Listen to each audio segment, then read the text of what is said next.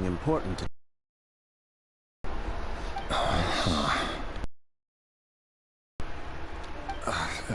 Forgive me.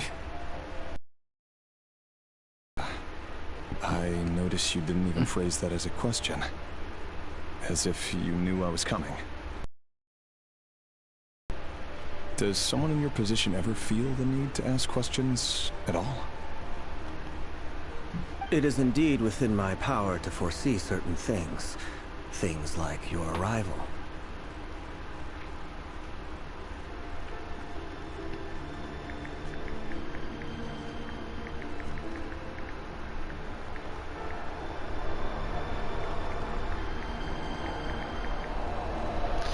I was just thinking. It won't be long before I'll be inviting both you and Dane to my wedding. That isn't a lie, but nor is it a fact as such. It's a wish, isn't it? No fooling a prophet, is there? Ever since that day we met for drinks, I knew it was only a matter of time before you came looking for me. Does it feel good? Knowing how the future will unfold. I'm afraid the notions of good and bad fail to capture the complexity of what such a power entails. Once you've seen what will come to pass, it can be all too easy to succumb to fear and melancholy. Unless, of course, you learn to abandon these feelings. You fear my silence, and long to hear the words I left unspoken that day. That's right. You must have noticed my reluctance to broach the subject. And the reason is simple. Because the truth could never have lived up to your hopes. For both our sakes, such words are better left unsaid. The burden of prophecy was never meant for your shoulders. So who exactly do you deem worthy to hear your prophecies? None but our exalted king? Or rather, our king as he once was. You're closer to His Majesty than I am. You must know better than anyone how much he's changed. You say that as though it is to my benefit. Yet precisely because of that, I dare not speak rashly. A king can turn out to be the most virtuous of rulers, or a tyrant more terrible than the most vicious of dragons. You are so wise and far-sighted, yet still you would have me live in fear of the unknown? You make a fair point. Especially given my silence alone was all it took to send you spiraling downwards. Very well then. Let me offer you some advice. And I say this not as a prophet or a visionary, but simply as the brother of your friend. Been f***ing his girl. For many reasons, there is very little chance of your marriage ending in happiness. If happiness is what you seek, you should find another fiancé. Oh, the scandal!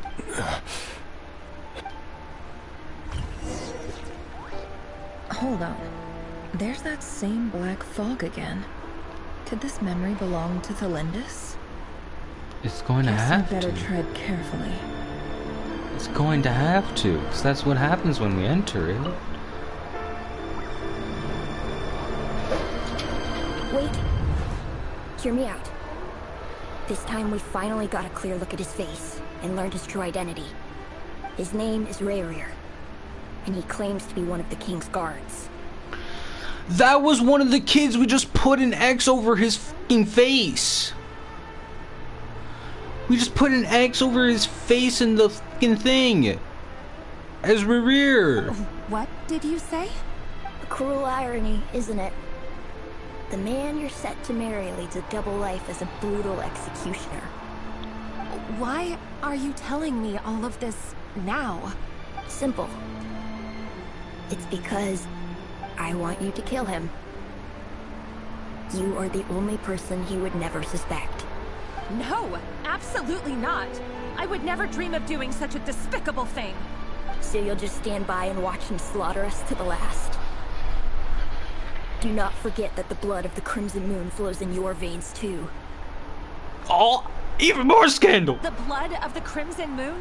What does that matter now? The dynasty has long been dead and gone. You think that alone is reason enough for me to throw away everything I have? Why wouldn't it be? You two were once a child of the Crimson Moon, just like me. Don't tell me you've never felt so much as a flicker of fury for the way we were trampled into the dust. Does that say Orleg? Wrong buttons. I'm pressing too many buttons. Orlog. I was gonna say if it was Orleg in Honkai mentioned. As long as you promise to Star Rail abandon mentioned. this pipe dream of restoring your dynasty, I can try to persuade him. Or have him persuade the Vinster King. Persuade the Vinster King?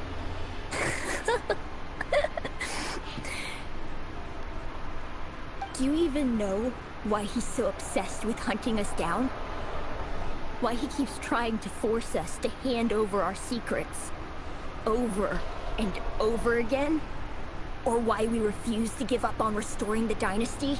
The Vinster King. A blind fool. His eyes clouded by powers from beyond this world.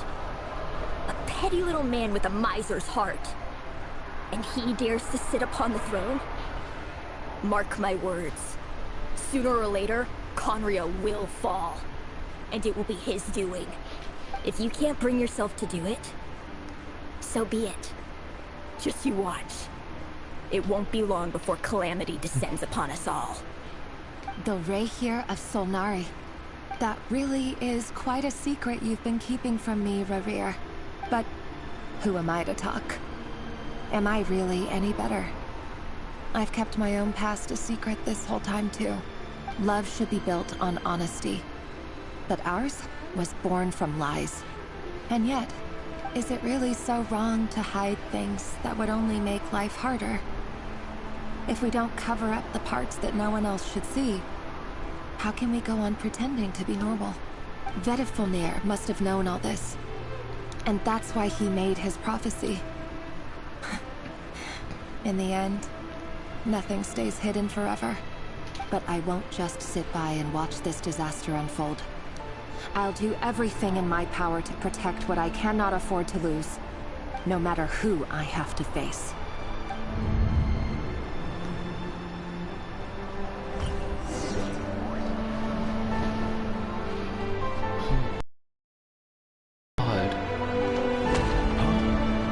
Was that Rarir who just walked past the window? Doesn't it give you the chills that he still takes the same road to work every day? As if nothing ever happened. Those people at the deli. Enough already. They're clearly pretty taken by their own disguises, so just smile and play along. Pull the rug from under beasts like that, and you'll risk having your throat torn out. Deli? Oh. They're talking about those people from the opposition. Right. I'd almost forgotten they used to run a deli. People of no consequence always vanish so easily. And no one even remembers them. And then another one of the Linduses. But surely you can see he's not the man he pretends to be. So many have died already, and they say that the king's madness grows with each passing day. We're not going to survive this, are we? But why does it have to be this way? Do we really deserve to die just because of the blood that runs through our veins?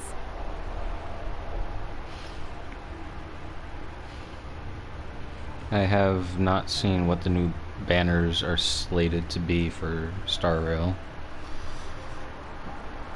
I suspect that Cyrene will be one of them. 7 character? Oh god.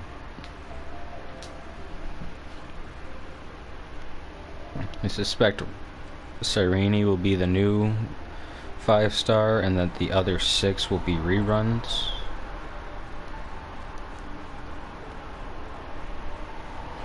Felindis, are you even listening? She's another kid whose face we put an X over. Maybe he was using you from the very beginning. Why is it always children that can try sowing seeds of mistrust in relationships, bro? No. Rerir has no idea I have anything to do with the Crimson Moon. My family are only distant relatives of the main lineage, and besides, my eyes are perfectly ordinary. Truth be told, apart from my teacher, pretty much no one knows I have any connection to any of it. It's been a long time since my family severed ties. But as Orlog said, who could possibly talk sense into that raving lunatic of a king? No one.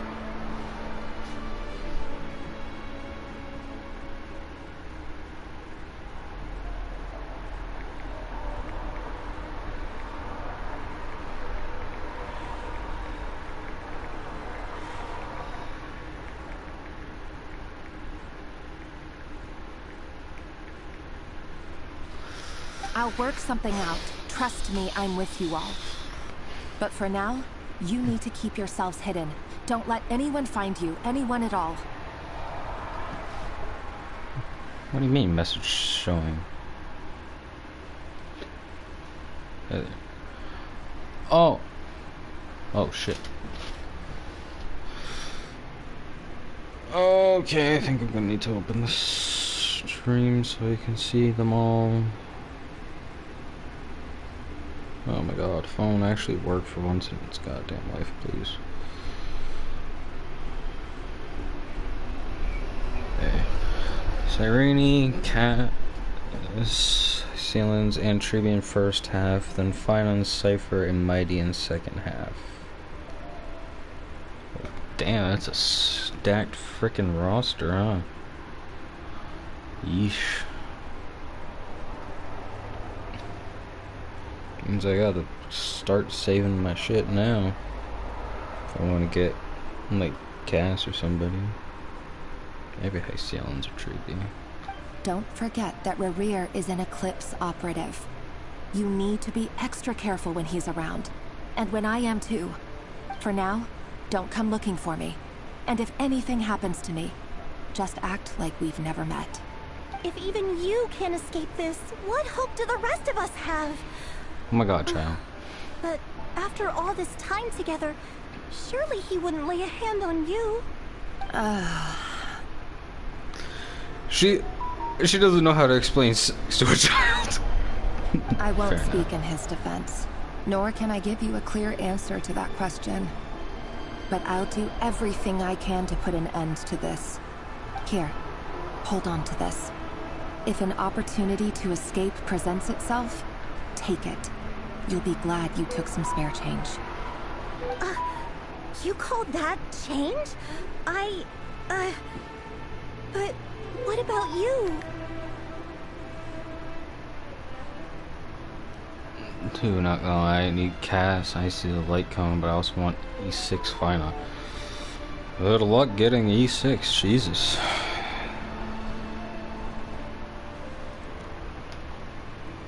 That's like what? For 90 pity loss, I think it's 186, that's 1,080 pulls that you would need. I've got a job, and there's still money coming in. But you can't go anywhere right now. Please think about yourself for once.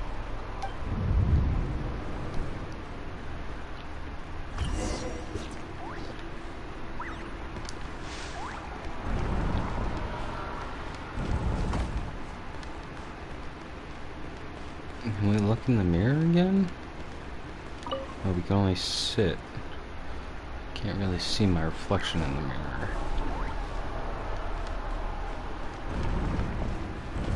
Another day, another round of assassination training. Training ground is just beyond this hidden passageway. When you kill a person, doesn't it bother you when you end up covered in their blood? Why would it? Aren't we all just walking blood bags? But not everyone is accustomed to hunting down others like prey. You've been a hunter for so long now, you seem to have forgotten that most people don't just go around killing one another. Leave me alone. Kitty!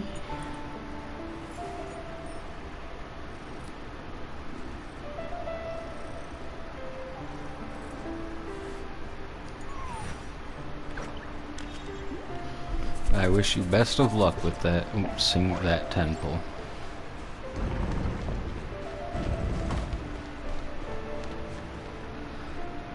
Those training dummies reminded me of Hilly Charles for a second. I was gonna be like, well, ain't that frickin' ironic? That's what people get turned into.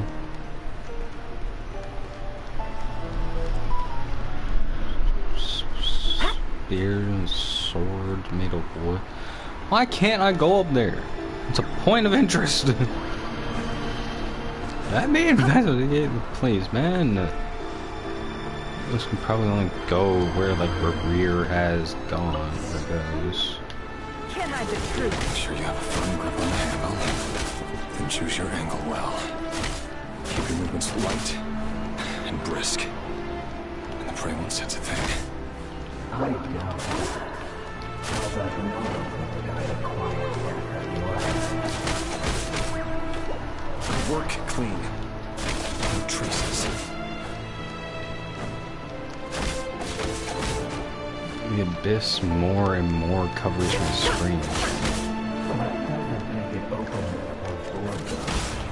The key is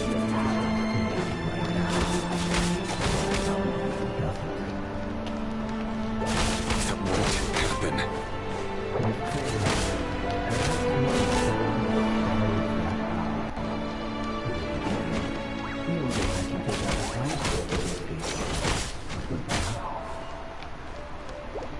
The ones I've done have always been guilty. And I've carried out my work flawlessly. Is our movements getting sloppier? No more lies. No more live.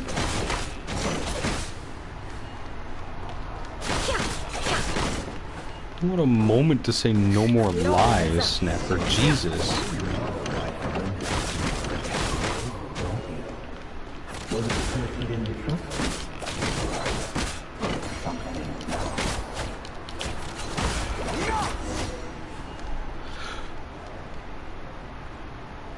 There's corpses, children's corpses everywhere.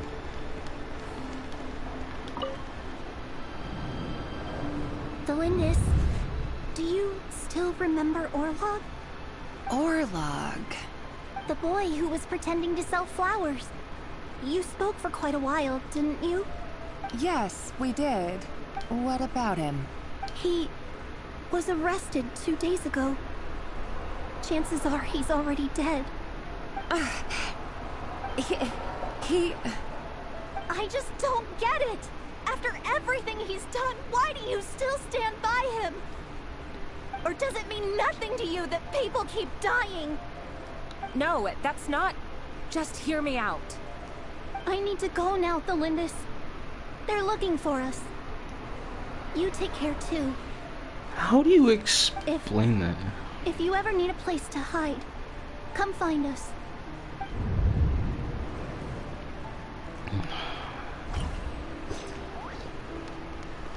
Okay, can I check other things about... That was awful rude that I almost just tried to run over that child's freaking head. Okay, all things are... Author, Thelindis. Over the course of this week, the research object was subjected to interference for a total of 47 hours for experimental purposes. The results are as follows. All subjects of observation that were sent inside have now... The situation within is proving more problematic than anticipated. No progress whatsoever. What now? Won't you give me even a glimmer of hope? Things are getting worse by the day. I have to find a way or we'll all be in danger. But I... If all this research comes to nothing, what then? Sooner or later, it'll be my neck on the line. But could he really bring himself to kill me? No. Surely he wouldn't have the heart.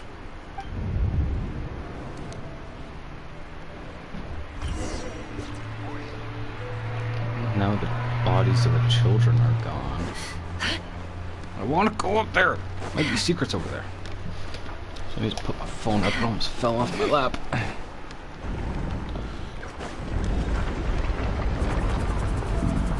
Why won't you just let us go? We don't even know each other. All we want is to live ordinary, peaceful lives. You want to live?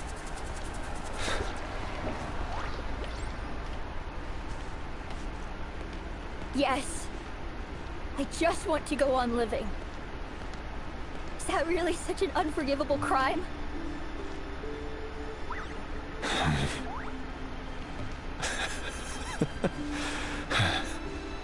You want to go on living. I want to keep living too. To keep living forever. That's why I have no choice but to continue on the path I'm on. If only some savior would suddenly swoop down and change the way the world is. Too bad that's not going to happen. Training grounds. But it also looked just like the place where we found that one person in that one Sumeru quest. There was an interlude quest, but it took place mostly in Sumeru.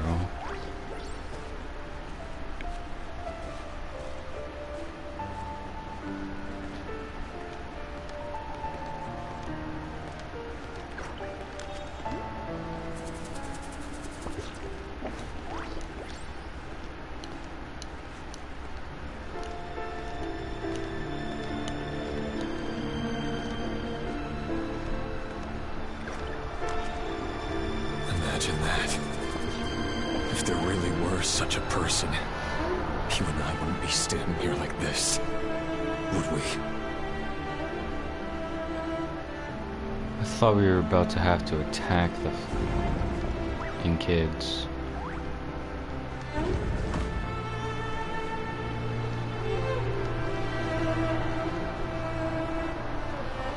Today's files are in. Time to wade through them just like usual. No, I don't get tired of it. It's my job. And not only am I lucky to have it, I'm good at it too.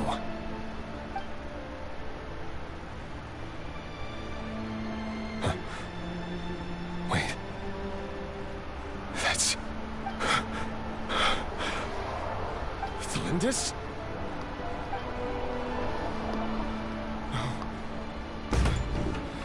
No.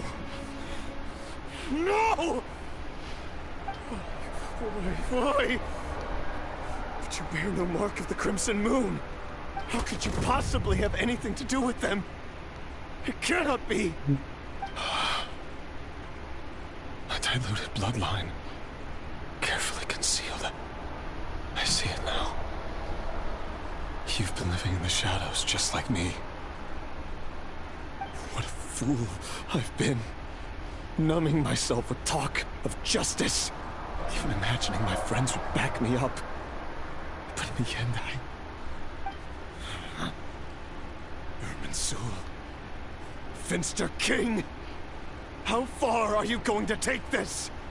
From the direct bloodline to secondary offshoots? And then what? Today it's the descendants of the Crimson Moon. Who will it be tomorrow? Will you not rest until everyone down here is dead? No. This cannot go on. This is where it ends.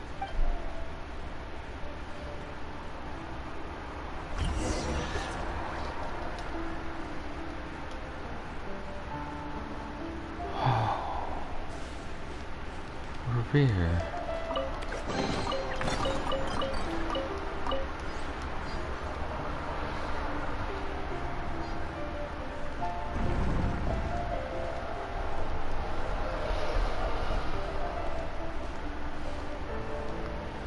Single lit up window.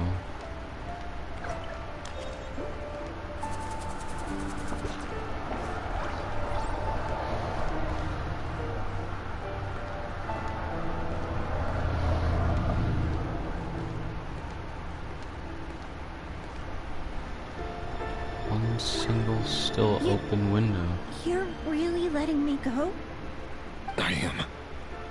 As long as you can guarantee that no one will find you. Don't worry, I'll be extra careful. No one will know I was here. But what about you? Me? If you let me go, you won't be able to complete your mission, will you? Good point. In that case, maybe you should stay. No, please! I just want to see the outside world again. To... Go on living? Yes. I know you're a man of your word.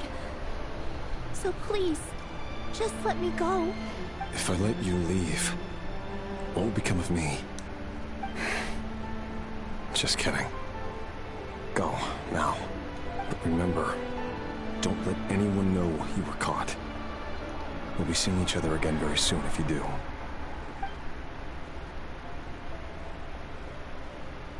Even shadows in the dark must live by a code. But you can't save everyone. You've been whispering in my ear for days now, Vedifilnir. What are you trying to do? Break me down? I only say this because you long for an answer to your problems. Let her go, Rerir. You risk losing everything. I will not abandon Thelindis. But you will need a little more vigilance and a lot more power.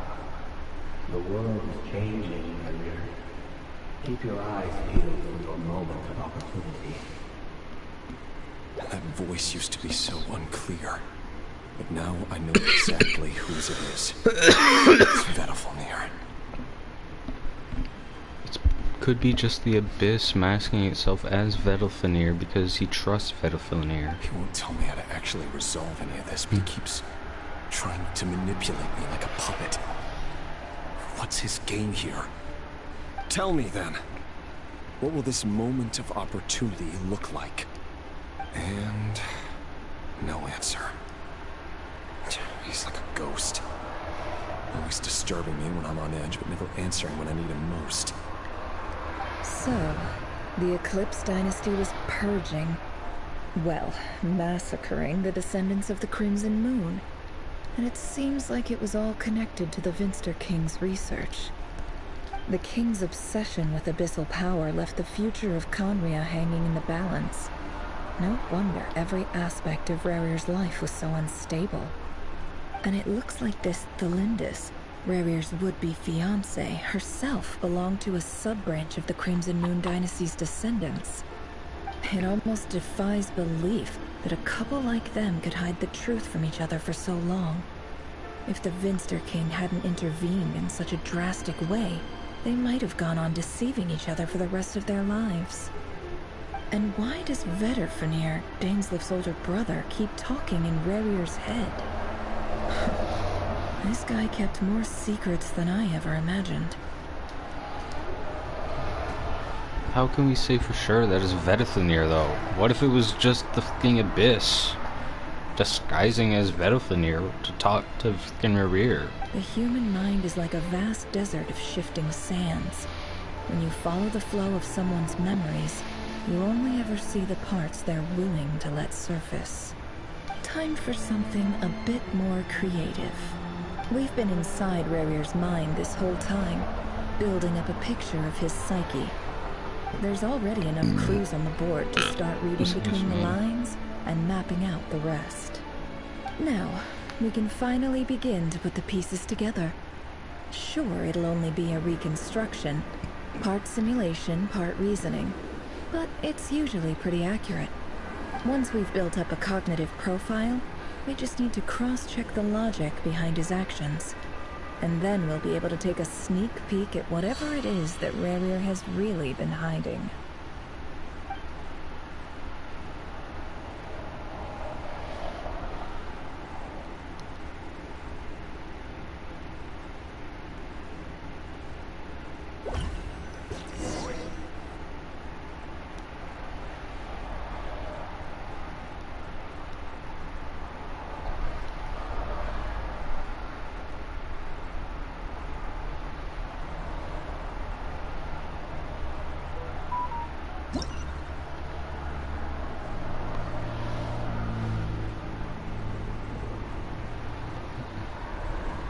What the?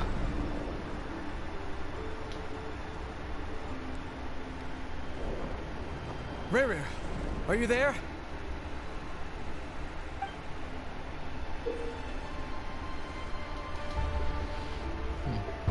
Moving pieces consume action points. When all your action points are used up, you'll return to the previous save point.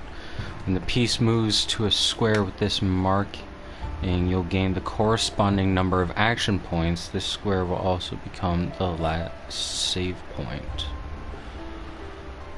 Okay.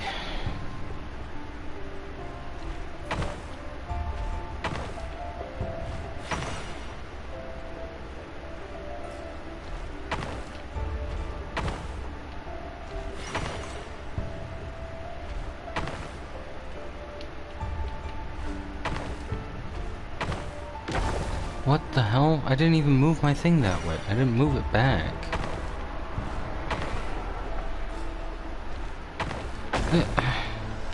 What? Do I have to move it to the left or something to get it to go that way? Okay, no, to the right. Hey, Rerir! Come out, it's urgent! That's a Dainsliff piece. Dane? What's wrong? It's the Dane piece, so that must be Rerir. Quick, come with me. I'll explain everything once we've met up with the others. Okay. I'll come. But the Lindis is still over at the Universitas. I'll need to leave her a note. All right then, but make it quick. I've never seen Dane so worked up before. Whatever this is, it must be big trouble.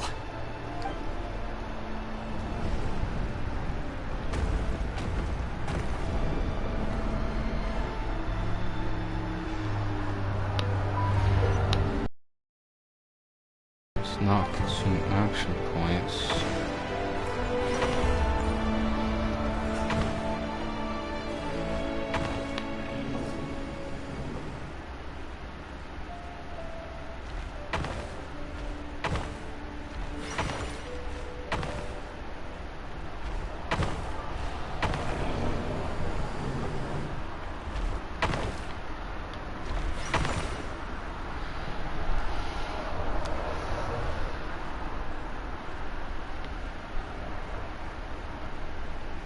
So who's that sword and who's the Well, other? this is a nice That's change, Rheindahl, meeting you okay. all at this hour. When men and women of ambition can speak face to face in broad daylight, I say that's a big step forward for our dear Conria. Don't be ridiculous. Certainly. We do not fear the day. Why would we seek refuge in the night? You might ask your blade that same question. I'm told it prefers the cover of darkness. The word on the street is that Sir Delogi only strikes when he has an unfair advantage. But that is patently false. I see you're missing an arm and a leg. Surely only a fair fight could explain that. If this is your way of offering me replacement limbs, believe me, I'll take them. Oh, we can certainly discuss that. With bioalchemy, anything is possible. Assuming I have your full support in my research. Lunatic. Robdatir, what brings you here? Why, Dainsliff, of course. He invited me. Please, cast aside your apprehensions, Miss Rheindaughtr. Whatever the rumors may say, I am but a humble servant of the king, and I can assure you he affords me no greater convenience than he does you. Well, the Universitas Magistrorum won't stop fawning over you. So at least some of the rumors must be true. You're clearly doing well for yourself, so drop the humble servant act. It endears you to no one. You're president of the Universitas Magistrorum, the chief royal mage known as the Wise by royal appointment, and by far the most favored among the 4 pillars of Conria. Vice President Veit doesn't even try to hide his envy when he sees you. My success is the product of hard work and good luck. It's as simple as that. Were the king not such an extremist, I hardly think I would have received a senior post at my age. Of course, No job is without its gripes. Serving a king like ours can be a challenging task, as I'm sure you can imagine. And as for Eftervit, in missing out on the presidency, he's dodged a mountain of stress. Like everything else in life, it comes with pros and cons. You're all here. I apologize for the short notice, but it was an emergency. So there's the 4 of them here now. It's Twilight Dane, the Twilight Sword, and they're going to get Vedifenir.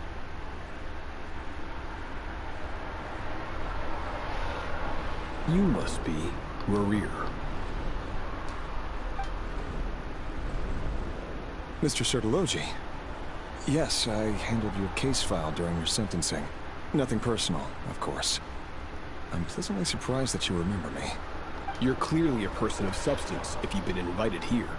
But Dainsleif, you'd better have a very good reason for convening this little gathering. It's my brother, Vedifenir. After he spoke at the court this morning, the king was so infuriated by his words that he had him blinded in both eyes and thrown in prison. Vedifenir in prison? Strange.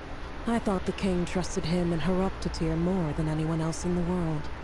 Does this mean the king's circle of trust just got even smaller? It has nothing to do with trust. It's about what the king wants, which is as clear as day to anyone paying attention. I simply appease him, because it's in the best interests of the Universitas Magistrorum. And also because you're slimy.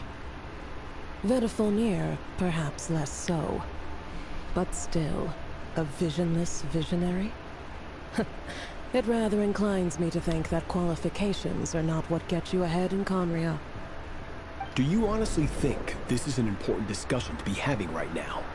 Dane, what are you planning to do? Rescue Vedifenir, I assume. Correct. It will mean storming the palace by force. Tonight. I need all of you on my side. That's far too dangerous. And don't forget, Dainsleif, you're captain of the Royal Guard. You swore an oath to the throne. You've been planning this for a while, haven't you? I have no desire to commit treason. But whatever critique the king may have of Vedifenir, disfiguring your most loyal subject for putting the best interests of his court and nation first, this is not the conduct of a wise ruler. My blade will force the king to see the error of his ways. So, Vedifenir's prophecy enraged the king. I'm sure it wasn't what he wanted to hear, but if he won't take counsel even from the visionary, that is deeply troubling news. The extent of His Majesty's madness is now all too clear. The question is, how does a man like me get out of this situation unscathed? You have noble ambitions, Dane. But I'm afraid they don't do much for a guy like me. I'm not interested in saving the world. All I want is a letter of pardon. A letter of pardon? For whom? Thelindis? The chances of the Vinster King issuing a pardon for anyone connected to the Crimson Moon seem vanishingly slim.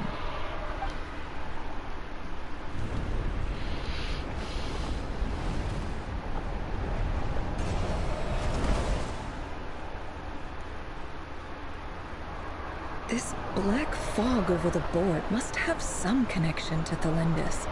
But why is it taking this form? Does it have something to do with Rarir's past? Another mystery I'll need to unravel.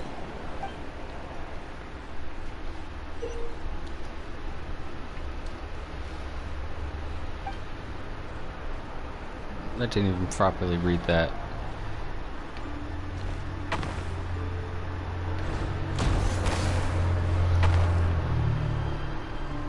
Okay.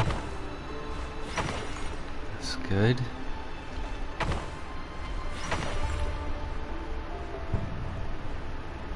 It just brings me up to that number? Oh, that's not good.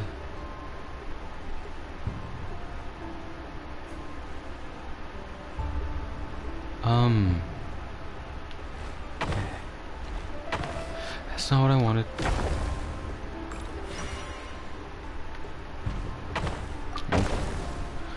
gonna figure this out eventually. What way moves it what?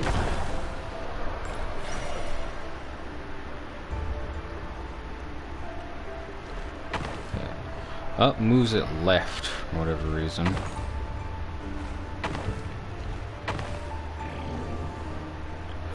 Oh, I can't get there in 2.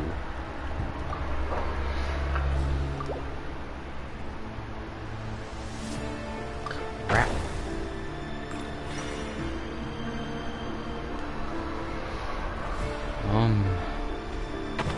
Nope.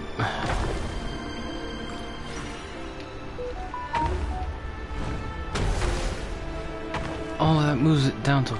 Shit, I should have thought about that. Oh, but he permanently stays gone.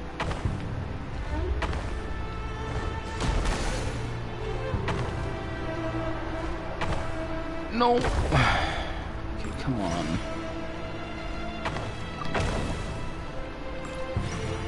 I like that it's not what I'd expect the controls to be.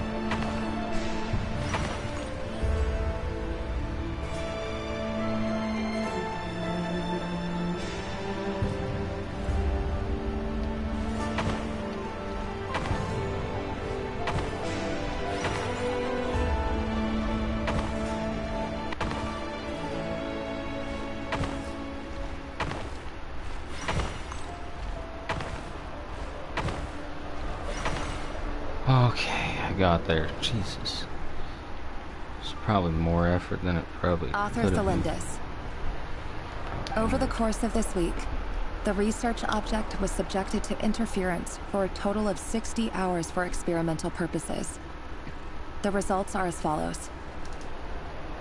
Research dating back to the Crimson Moon Dynasty has established 2 points regarding moon marrow. Firstly, its origins have something to do with a god's power. Secondly, it serves as a portal to an as-yet indeterminate location. Moon marrow can be a gateway. However, there are a number of hurdles to overcome before we can answer the question of where it leads to. To start with, opening the gateway requires a specific power source, which the relevant literature indicates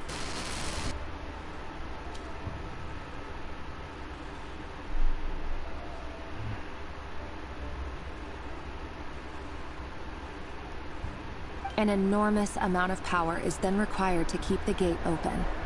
Currently, the total power output of our instruments remains in the single digits.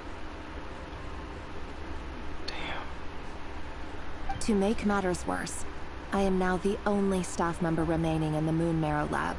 The Universitas Magistrorum recently decided to move most of its personnel into abyssal energy research, which has stymied all Crimson Moon-related projects.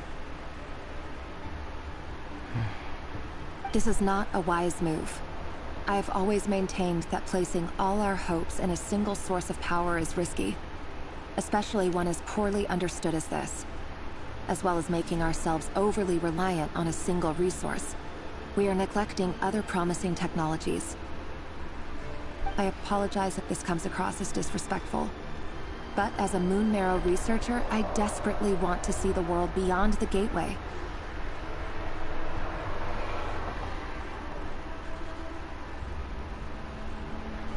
If we really made it there one day, what would we find? And how would we go about taming the unknown? My imagination is endlessly fueled by questions such as these.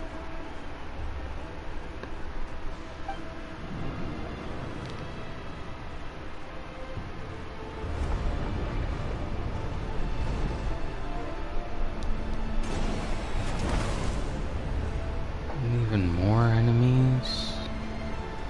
More memories from Thelindis.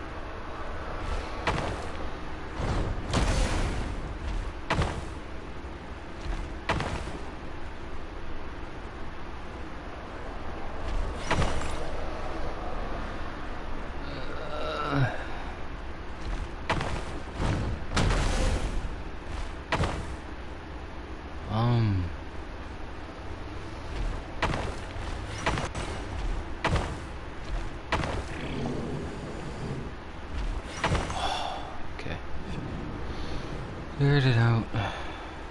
This is for you. I heard you're gonna leave the city with your parents. Delindis, did you hear about what happened?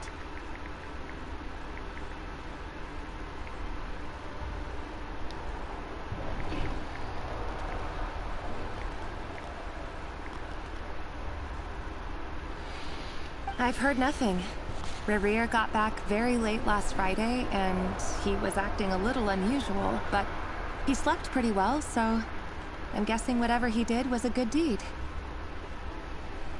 You never saw him, and I don't know what he did. And this conversation never happened. You understand? What if he finds out that you pried into his secrets? Don't be silly. I don't know what secrets he does or doesn't have.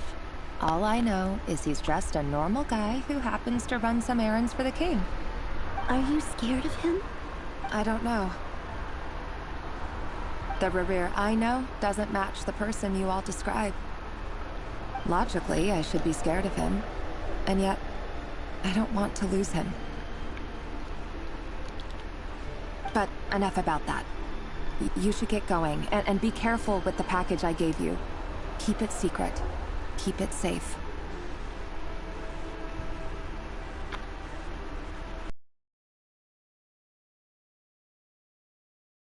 A piece of the moon. All you need to know is that as long as you keep it safe, then in the future, everyone will be able to see a red moon. Did she give her the moon marrow? A red moon? You mean our moon?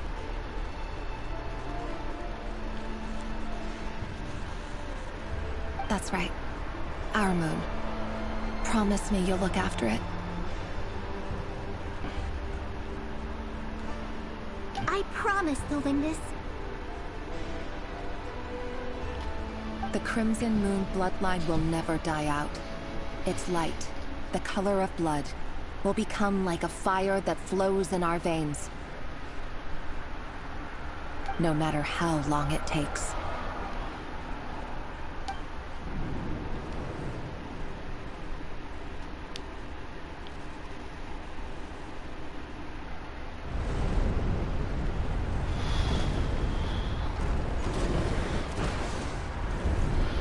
Some of them are going to be necessary to take out for things.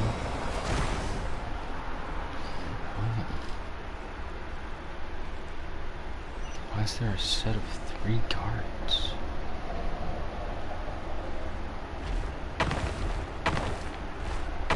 Crap. They trying to figure out the reactions.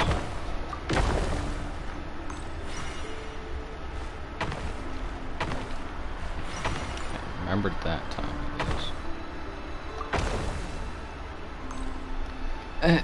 How was that the last one?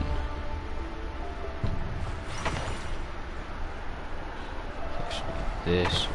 There we go.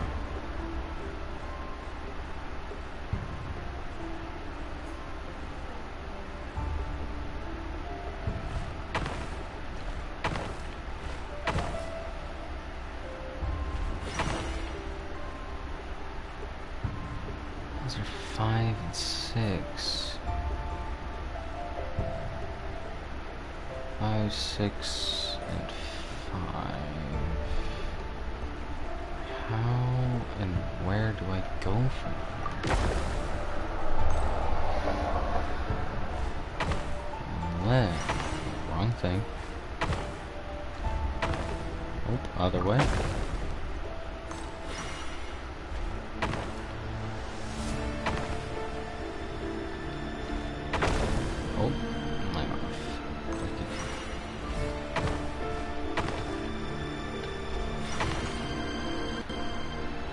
Eventually, I swear.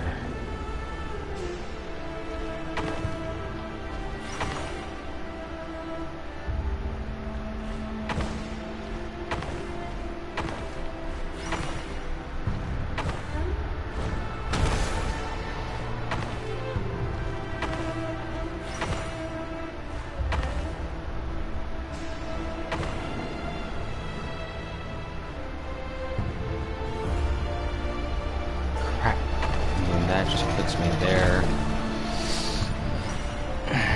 Okay.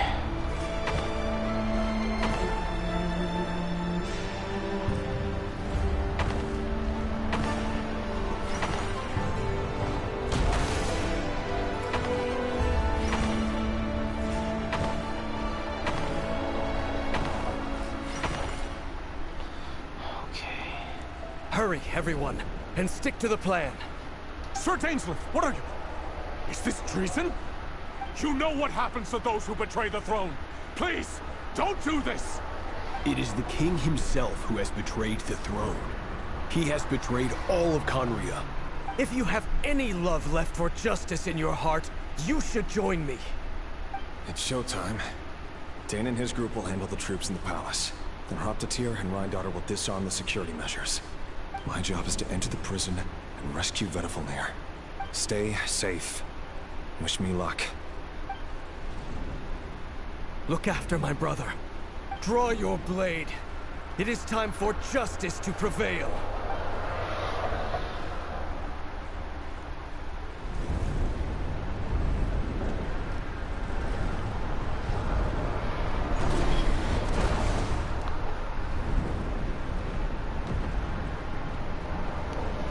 New pieces that I have to learn what they do.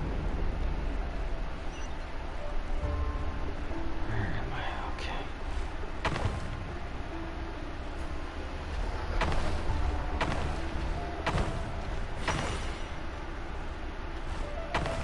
Nope. Also nope.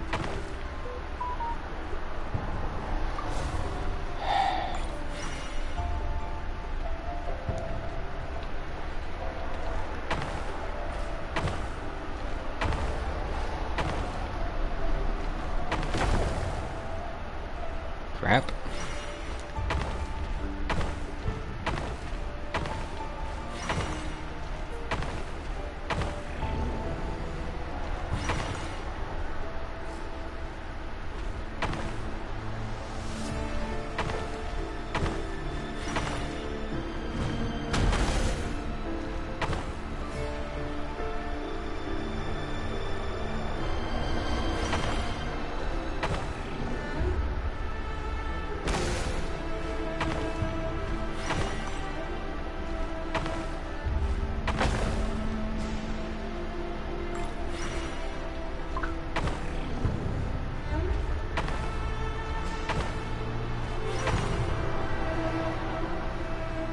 Those just all go back.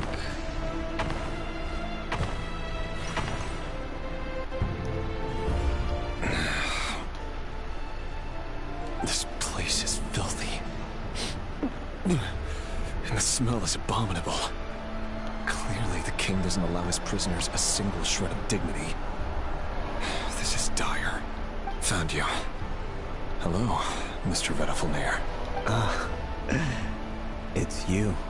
Surprised? Oh, wait. I guess surprise isn't an emotion that prophets feel very often. I certainly felt some surprise in the moment when I was blinded. Surprise at the king's sheer ignorance. Surprise at just how unfairly this world responds to words of earnest remonstration. I'm curious. What did you prophesize this time? It wasn't a prophecy. It was a word of warning. Someone had to say it. The king has forsaken all reason in pursuit of his obsessions. I simply told him that if he continues on this path, Conria will surely fall. But he didn't listen. Worse still, he stabbed you in both eyes and locked you away. Dane asked for my help. The court is in complete chaos now, but I'm sure you predicted that. Everything is transpiring as I foresaw. Yet I am powerless to change it. Fate is an immutable force. I can but lament as the inevitable unfolds. I do wonder whether giving a man the power to see the future is nothing more for him than slowly crush his spirit. Forgive my curtness, Vedifalnir, but the king did not suddenly turn on you today. His suspicions have been brewing for a long time. You can't have wisdom beyond the reach of your fellow man without attracting his fear and suspicion. There are things the king does not want to see. So, he doesn't want you having visions of them either. He blinded you because he thought this would make the visions stop. He wasn't entirely wrong. I did indeed lose my power to see the future. Right up until... Until what? Just now. I believe I saw something new. Well, tonight could go a lot of different ways. 5 of us banded together to storm the palace, also we could rescue you. This will go down as the most tumultuous day in Conrian history. I sense hatred in you. But also hope. A desperate hope that with the tyrant deposed, that will be the end of the story. But this is not the end. It is the beginning of a new chapter, in a whole new story. There are many men of honor and courage in this world, Rerir. But you are not one of them. You're not here for justice, are you? You're here for yourself. Is that a dagger? Interesting. Why not the polearm? It was always your weapon of choice. With your abilities, I don't doubt that you were able to recover some of your sight. But I also doubt that you want to make an enemy of me right now. Of course not. We're on the same side, aren't we? We could be. But I need you to be honest with me, Vedafilnir. At this point, you're my only hope for the future. You mean your future? With your beloved, Felindis? Yes. And I know there are bigger things at stake here. A dynasty, a nation, maybe the entire world. But forgive me, I care first and foremost about myself. I can't abandon the one I love to save myself. I just can't do it. But you see a broader picture of the future than I. You see the solutions to the biggest problems of our age. So tell me, what is my solution? What's the answer? In matters of fate, answers are either right or wrong. What will be, and what will not. Maybe you are willing to pay a certain price in the pursuit of happiness, but unfortunately, fate does not negotiate. That is the cruelest thing about fate. It is unmoved by your sacrifices. That can't be true. I know it's your voice that I keep hearing in my head, urging me to see how the world is changing, to seek more power, so I can protect the things I love. You show me disaster, but you won't show me how to avoid it? Why? Why are you doing all this? My voice. In your head.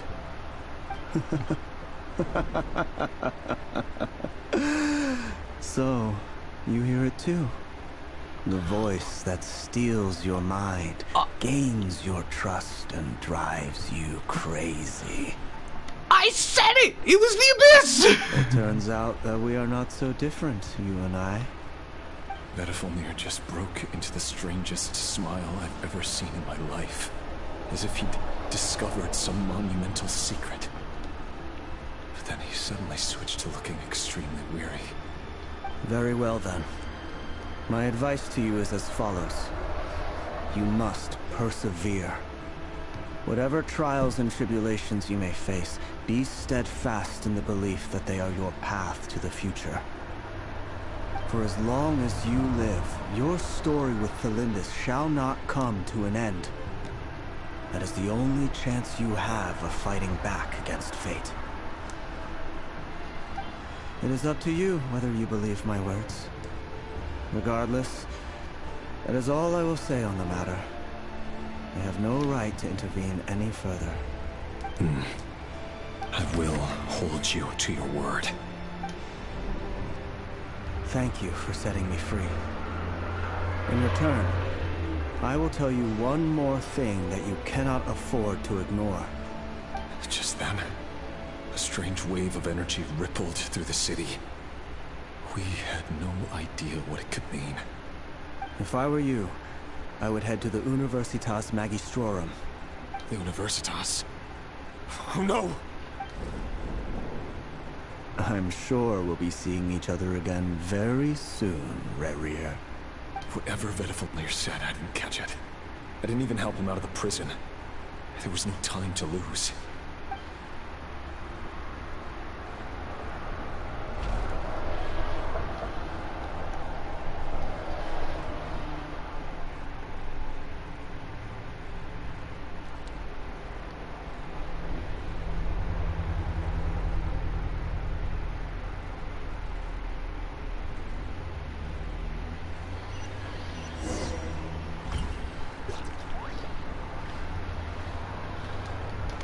Sorry, but a chest is more priority. Get all the primos I can get. Monsters? Is this Rhindaughter's doing? Or the Universitas Magistrorum? Out of my way! Oh shit, a minute. Sure one of them. The Universitas. That reminds me of a rumor I once heard. Move while you talk to yourself, Allegedly, damn it. the king installed secret mechanisms in the palace and around the city. No one knows where they are or what kind of power they hold. But if they were ever going to activate, it would probably be on a night like tonight. Help! Help! Hold on! Don't let them anywhere near you! Save me! I can't! Ah! That sounded like an explosion. So, the rumor is true? The king really went through with it. What other means does the king have at his disposal? They must run on power from the Abyss. And given it's a major center of Abyss research, anyone over at the Universitas will be in grave danger. I have to hurry!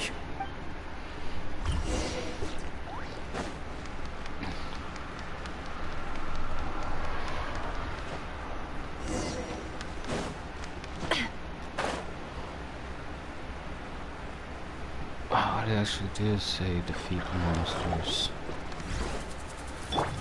Laid bare. Into the wind. It all adds up. The riddle remains unsolved.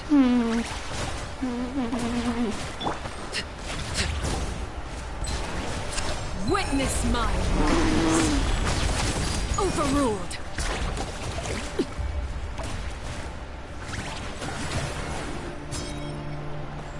More? Oh god.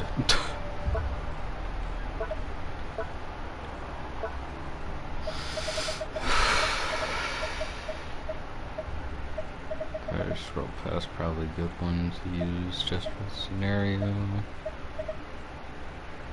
Where is the dish I want? The type of dish I want.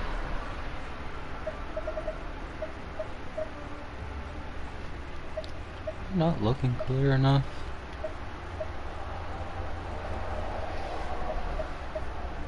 Aha! There's one.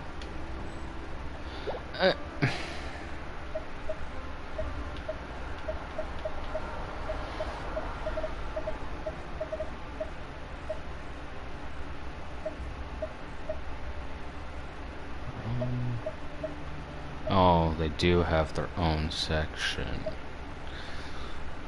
Ah. Forgot about that.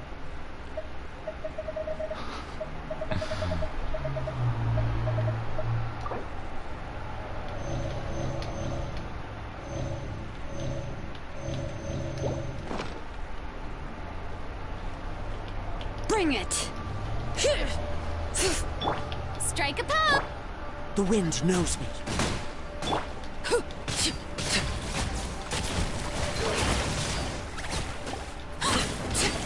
Laid bare.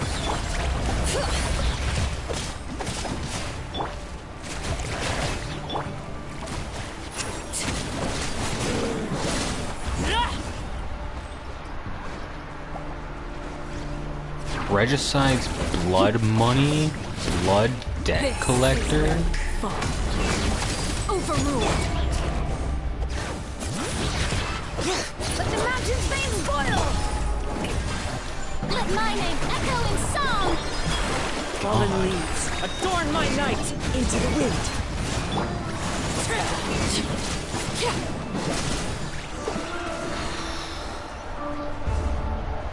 What is the Lindis? Okay. Lindis? Oh, I actually have to use this. Oh, I probably should have went further and see if I could have seen anything. Monsters! Crap. At the Universitas Magistrorum? Why now? Oh no! They're coming! It's no use. The table won't hold out much longer. The weapons. Where are the weapons? Of course. All the lab equipment was upgraded after the inspection last week, but the new weapons haven't been allocated yet. I'm done for. Is anyone there? I need help! Ah! Stay back! Please stay back! Please!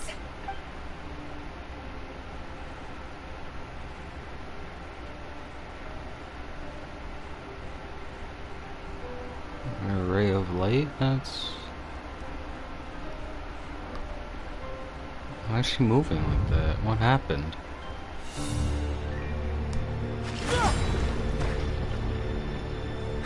What's that? Reverie. So the rumors about your work are true. What? No! Listen, something happened at the palace tonight. We have to leave! You don't need to lie to me anymore. What do you mean? I know why you're worried, and I will respect the decision you've made. But it's okay, because I found a solution. I know how to end all this. You can have it back. The normal life you so desire. But until then, I'm afraid our wedding will have to wait. Celindus? No, don't do it! Celindus! Celindus!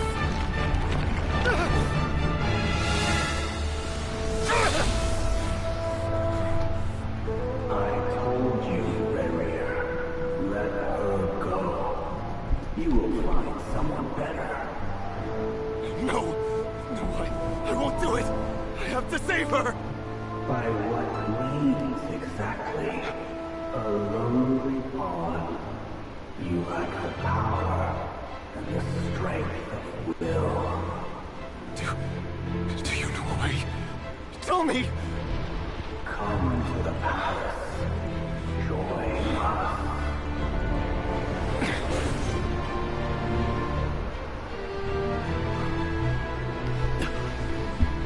Rare. Thank goodness, we... Step forth and take your share. You made it. Not you too.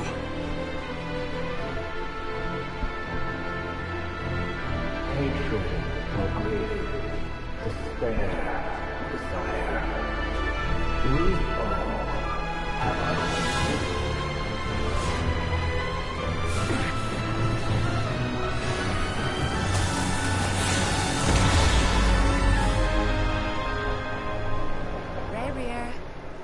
Reverie. Celindus. Were you daydreaming?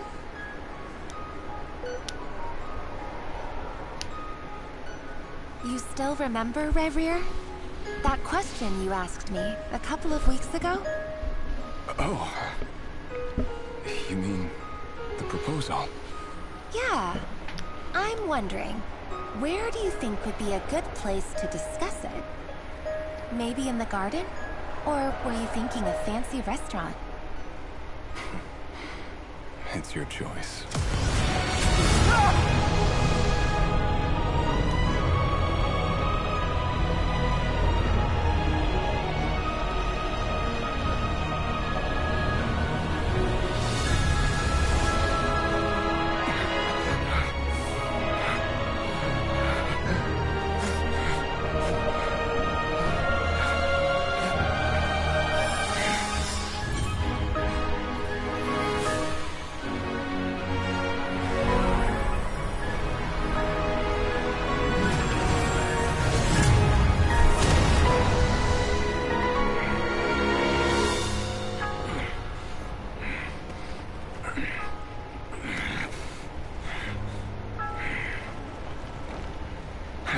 find you.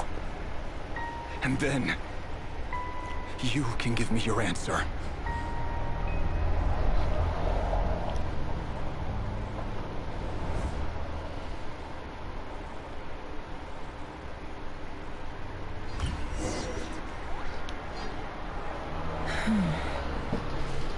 So that's how the Raker of Solnar... A monster created by circumstance is a monster all the same. Viewing other people's thoughts for too long can get uncomfortable. Right now, I'm feeling a strong sense of loathing. In a nutshell, the story of Conria is what happens when the truth falls by the wayside. Everyone tells little white lies, and before long, you have a huge pack of lies that destroys everything. Phew. Time to get back. His past is filled with sorrow, but the tale of any fallen civilization is one of endless tragedy. Cruel as it may be, that was Conria's fate. God, why always bright white flash screens, man?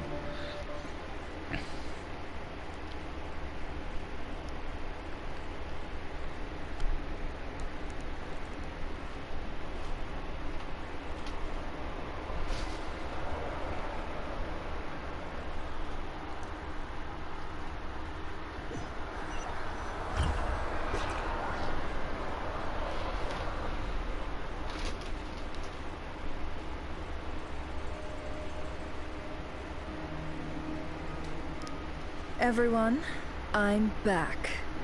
Can I get a standing ovation? Never! How are you holding up? Feeling okay? Driver, only one standing, ready to collapse. He's fine. Boss is a pro. Yes, I'm fine. You will have seen the events of Rarir's life through my thoughts. It's now clear that he is just a regular nobody, driven by personal tragedy, as he said himself. I mostly agree. There's only so much we can know about him from his memories alone, but they did give us a clear glimpse into his life in Conria. However, I would not consider Rarir to be a nobody. He was deeply involved in the events of that era. Yet, when the catastrophe of a generation strikes, nobody is safe. Sounds to me like you're speaking in riddles again. Is this you urging me not to abandon the people of Nodcry in their hour of need? That's not what I meant. Although I do hope you choose to remain a part of the plan. Without you, the mission ahead will be all but impossible. Then try to remember that I respond better to the carrot than the stick. And I don't appreciate being bossed around. Now, as for you, Missy, you were excellent. You stuck to the rules of the ceremony and kept your mouth shut the entire time. Bravo. Cool. So, can you fill me in on the deets now? Most of what I saw went right over my head. Patience. You'll hear the whole story, don't you worry. But let's meet up with the others first. It will save me narrating it twice. Yehoda? Yes, boss! Let me get that door for ya. That's more like it. For a moment there, I was worried you'd forgotten about the first clause of your employment contract. Forgive my curiosity, but what does the first clause say? It says I gotta do the annoying stuff that boss is too lazy to do for herself. Like opening the door, pouring the tea, yada yada. Is that right? If something is in the contract, it's because she willingly agreed to it. Rest assured that the Curatorium abides by the very strictest of labor policies. You don't seriously think I'm cruel enough to treat her like my slave. In any case, I've hardly shied away from my share of the work today. Hope I don't catch Flintz and Varka lounging about in their chairs, enjoying a leisurely cup of tea. There's nothing I dislike more than other people enjoying themselves while I'm hard at work. Please have a just quick cut to them doing exactly that.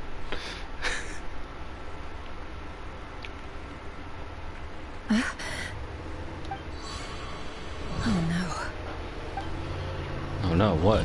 Oh no. Oh no, what?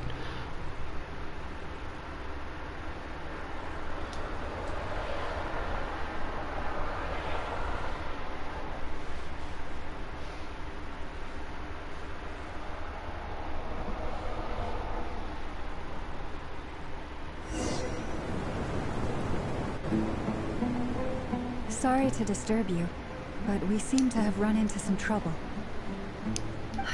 Evidently so. Don't worry, I'm not about to leave you to fend for yourselves. I'm not that kind of boss.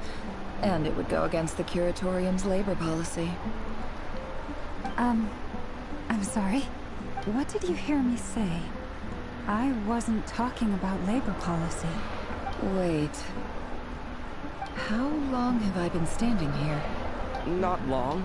You just appeared by the door a moment ago.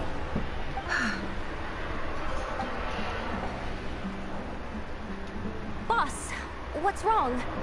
You look like you've seen a ghost. We've been tricked. We never left at all. Somehow I hallucinated that whole scene back inside the office. Hallucinated? But how? How indeed. This place should heed my will alone. All thoughts and actions that occur in here are just a result of pawns moving across the chessboard in a carefully calculated manner. And nobody has access to this chess set but me. So you control everything in here? More or less. But yes, it's a special technique of mine. Has anything like this ever happened before? I just realized the Traveler is finally talking for the first time in like 7 years. Only once. It was the first time I used the chess set. Oh, phone, shut up. Phone, shut up. There we go. It took hitting dismiss 7 times for it to actually dismiss. Is there any similarity between what happened then and what's happening now? I suppose my thoughts are a little turbulent, which was also the case my first time. Is there anything I can do to help? This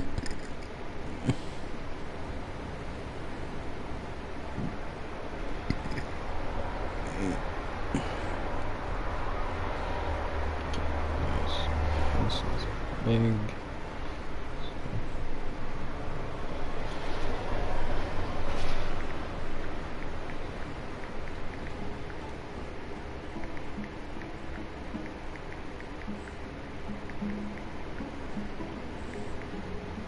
The first clause of your contract clearly states that I only need your help with things that I'm too lazy to do myself. So, Meaning you're not feeling lazy right now?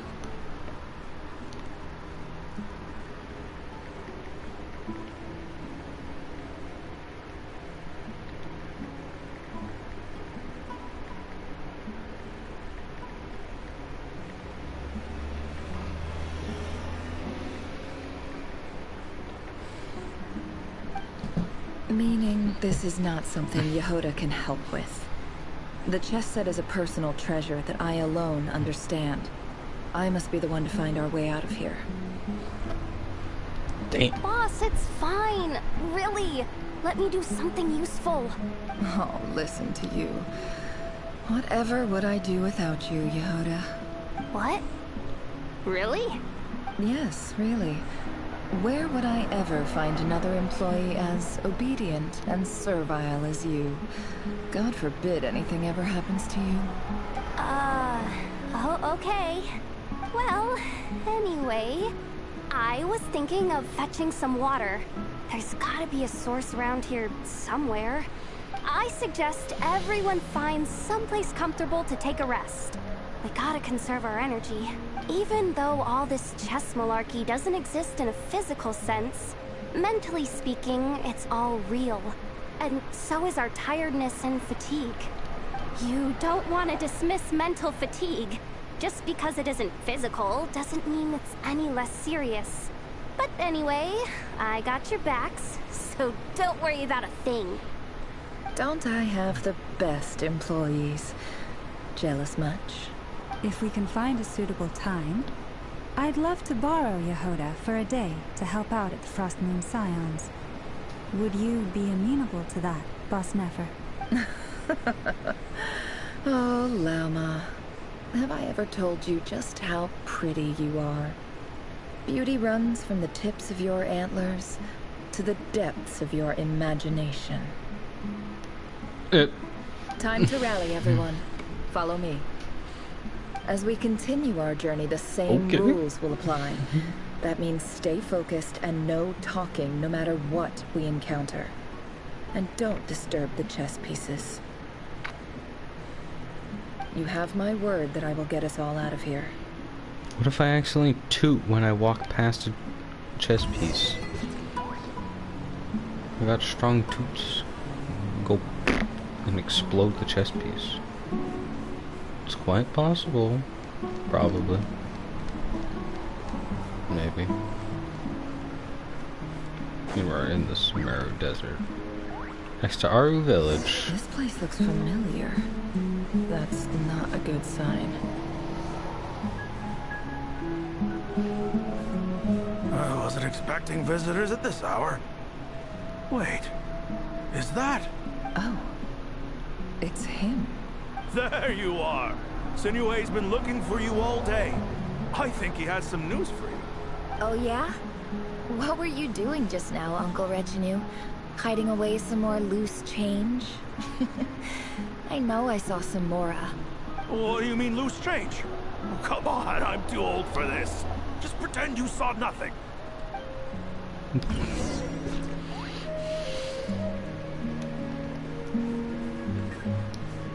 Peppy.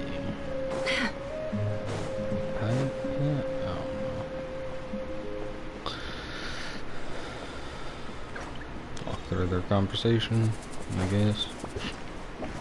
Trying to find there. Hey, kid. Mind telling me what Sinuhe's been up to recently? I'm trying to get in his good books and I need a way in. Get in his good books? Why? What do you want with my dad, Uncle Peppy? I've written a new song. I was hoping to showcase it at the next festival, but I'll need his approval. A new song, huh? I'd love to stay and listen, but unfortunately, Uncle Retinue says my dad's looking for me.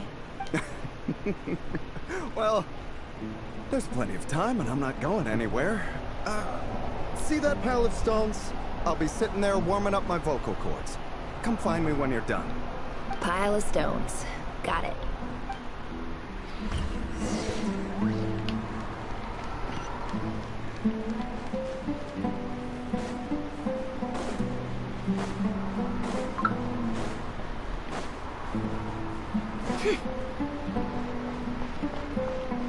Hi, Dad. Uncle Retinue said you were looking for me.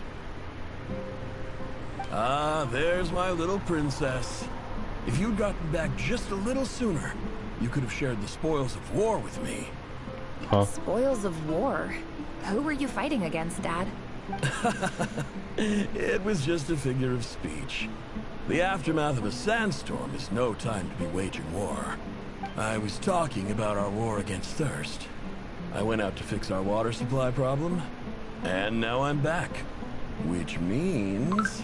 we have a well again! That's right. I found a new one and brought back as much water as I could carry. It should last us for a good while. If it wasn't for these blasted sandstorms, our wells wouldn't be caving in. And you wouldn't be spending all your time out searching for new water sources. As the chief of our tribe, I'm supposed to be leading us out of hardship and poverty, into better things. You know how prosperous our ancestors were. I've told you all the stories. And look at us now. Squeezed into these hovels. No one would choose this, if it wasn't for the endless wars over the years. But things are looking up. I started working with some folks from the academia a few months back. They gave me some contacts in return for my assistance in the desert. So you're the academia's helper now? Special ambassador, they call it. Think of it as a partnership. It's nothing bad, okay? We've been isolated here in the desert for too long. Seeking opportunities elsewhere is the best thing for us, and the fastest way to progress. So, do you get anything good out of being a special ambassador?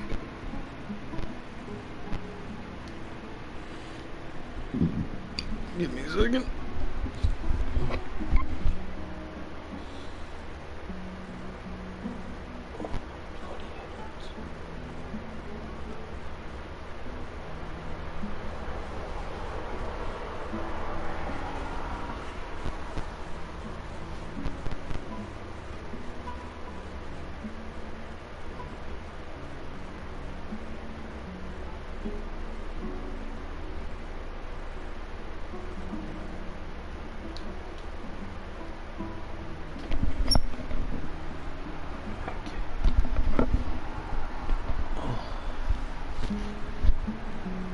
Of course.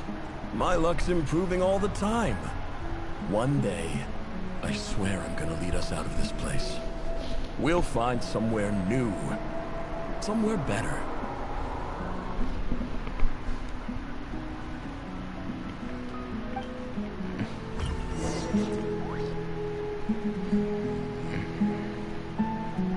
I just get to continue exploring.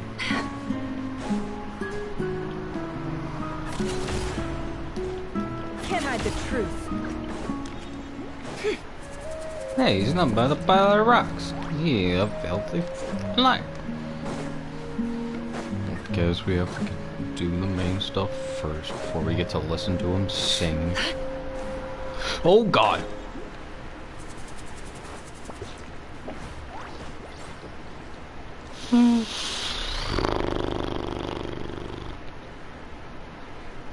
I thought this was our village, but I guess it ain't. Well, that was hilarious. Just accidentally threw myself off the freaking edge.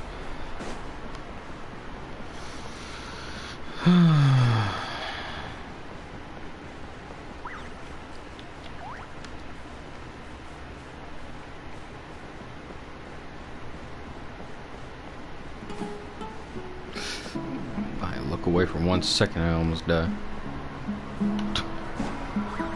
Ooh, okay.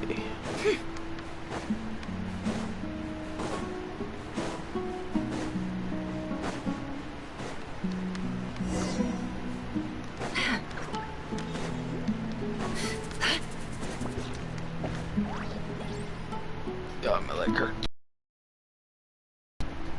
That's our well, and you know it. You stole from us. Well, you've gone from chief to thief, and now you have to face the consequences. Did you really think you could take our water without permission and get away with it? You're either brave, stupid, or both. And that special ambassador act? Yeah, nice try. We spoke to the academia. They said it was all news to them. You're a liar and a cheat.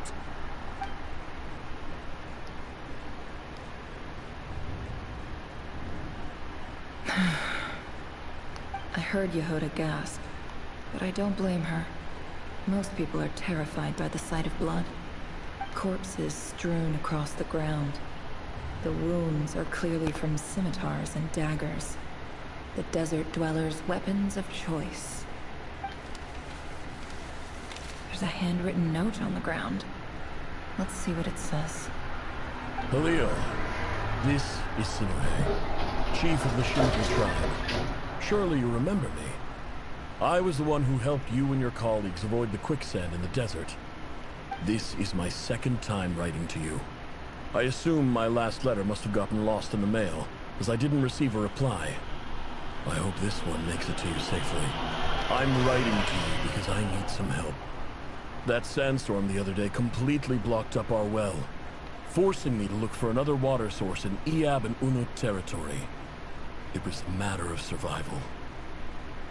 Praise the gods. The well of the Iab tribe was intact. It was my last resort. I drew what water I could and left, but not without being spotted. I fear they will retaliate.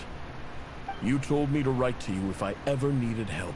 You said you'd be my ally in the academia.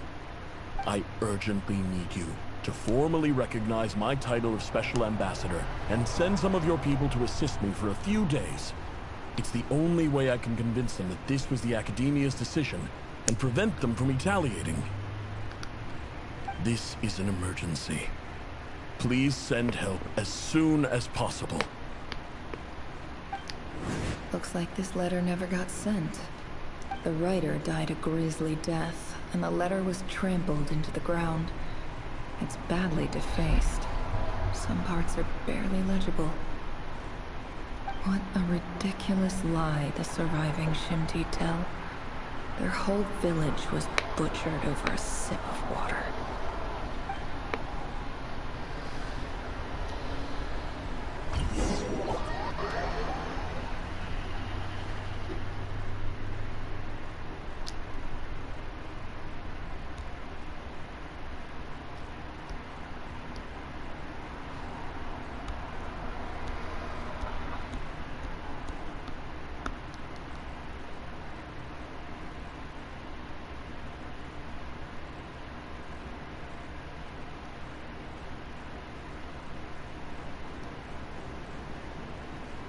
Officer, welcome. Welcome to our humble village. Oh! I thought you would at least have the courtesy to provide some respectable libations. Oh, shut up, you daft prat. This is the finest wine Aru village has to offer. I promise.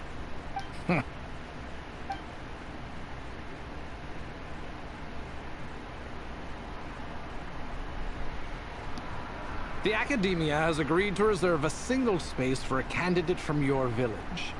But I remain skeptical of this entire endeavor. I highly doubt anyone in this desert possesses serious academic potential. Please, have faith. If not in us, then in our god. The child we found shows great promise. I beg you, take her away from this place. Give her a chance. Don't let her talent go to waste. I don't recognize her. New arrival? She showed up here a few days ago and we took her in. She's a really bright kid. Please help. I'm begging you. So, where are you from? Nowhere special. Just a sand dune. What about the rest of your family? How many of you are there? Just the one. It's only you? Correct. So, no brothers, no sisters, no mother or father? Any who have slept on a bed of sand, I call my brothers and my sisters. Apart from that, I have no family. All right. Get over here. Sign your name on the form.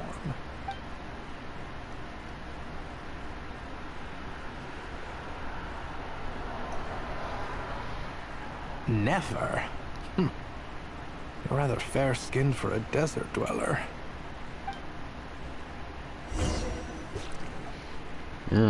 He seems racist.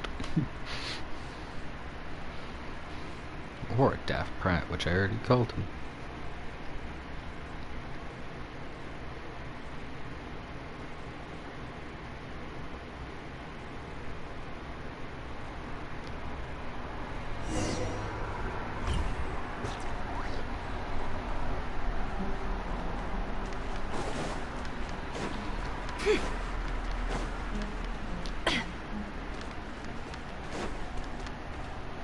Now I'm guessing he's this old man. Nefer, this term's assignments have been issued already. Please read through the materials thoroughly, conduct your own additional research, and then write an essay on the topic. Yes, Professor, I'm aware. I just had a couple more questions I wanted to get your perspective on. Oh? Please, ask away. Well, I saw the other students' problem sheets, and I couldn't help but notice that my assignment is much easier than theirs. Do you really think I'm a weak student? A weak student? Goodness, no. Quite the opposite. You have a sharp mind. Almost too sharp. Just my glasses. That's it. Not working too well. I think what you're saying is, a weak student wouldn't have noticed the discrepancy. And if they did, they certainly wouldn't complain about the lighter workload. You see, sharp as they come. You see things the way they are, and I'm sure you know why they're like that. Because of where I come from. because I'm different. I'm sorry, Nefer. I don't like it any more than you do. It's just... Anyway, you said you had a couple of questions? What's the other one? Did I actually skip something? I'm sorry, Nefer. I don't like it any more than you do. It's just...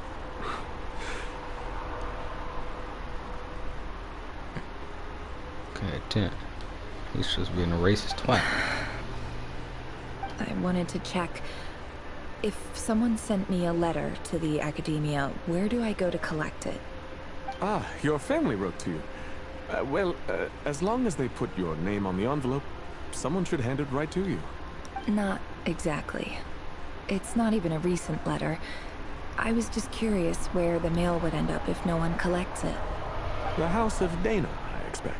I know there's a box for unclaimed mail somewhere in there, probably sitting on a shelf. Whatever you're looking for, that'd be the place to start. Okay, got it. Thank you, Professor. Oh, don't mention it.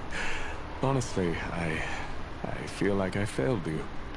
I'm supposed to be your teacher, but I haven't taught you anything. Hey, don't say that.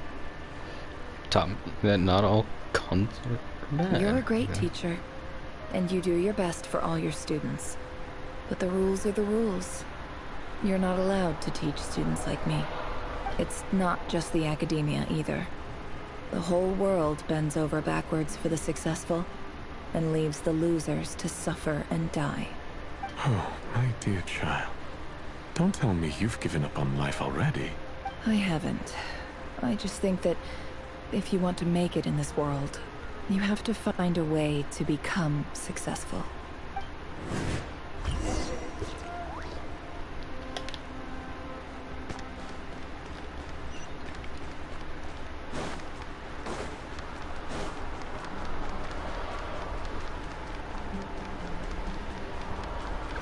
Wait a minute, does each one of these just classify as a house? Because if so, that's really terrible. You're gonna hear other classes' lectures while you're in the middle of your own class. I get under the ladder. This must be it. A big cardboard box full of unclaimed mail. And probably some letters that ended up here by mistake, too. Let's take a look.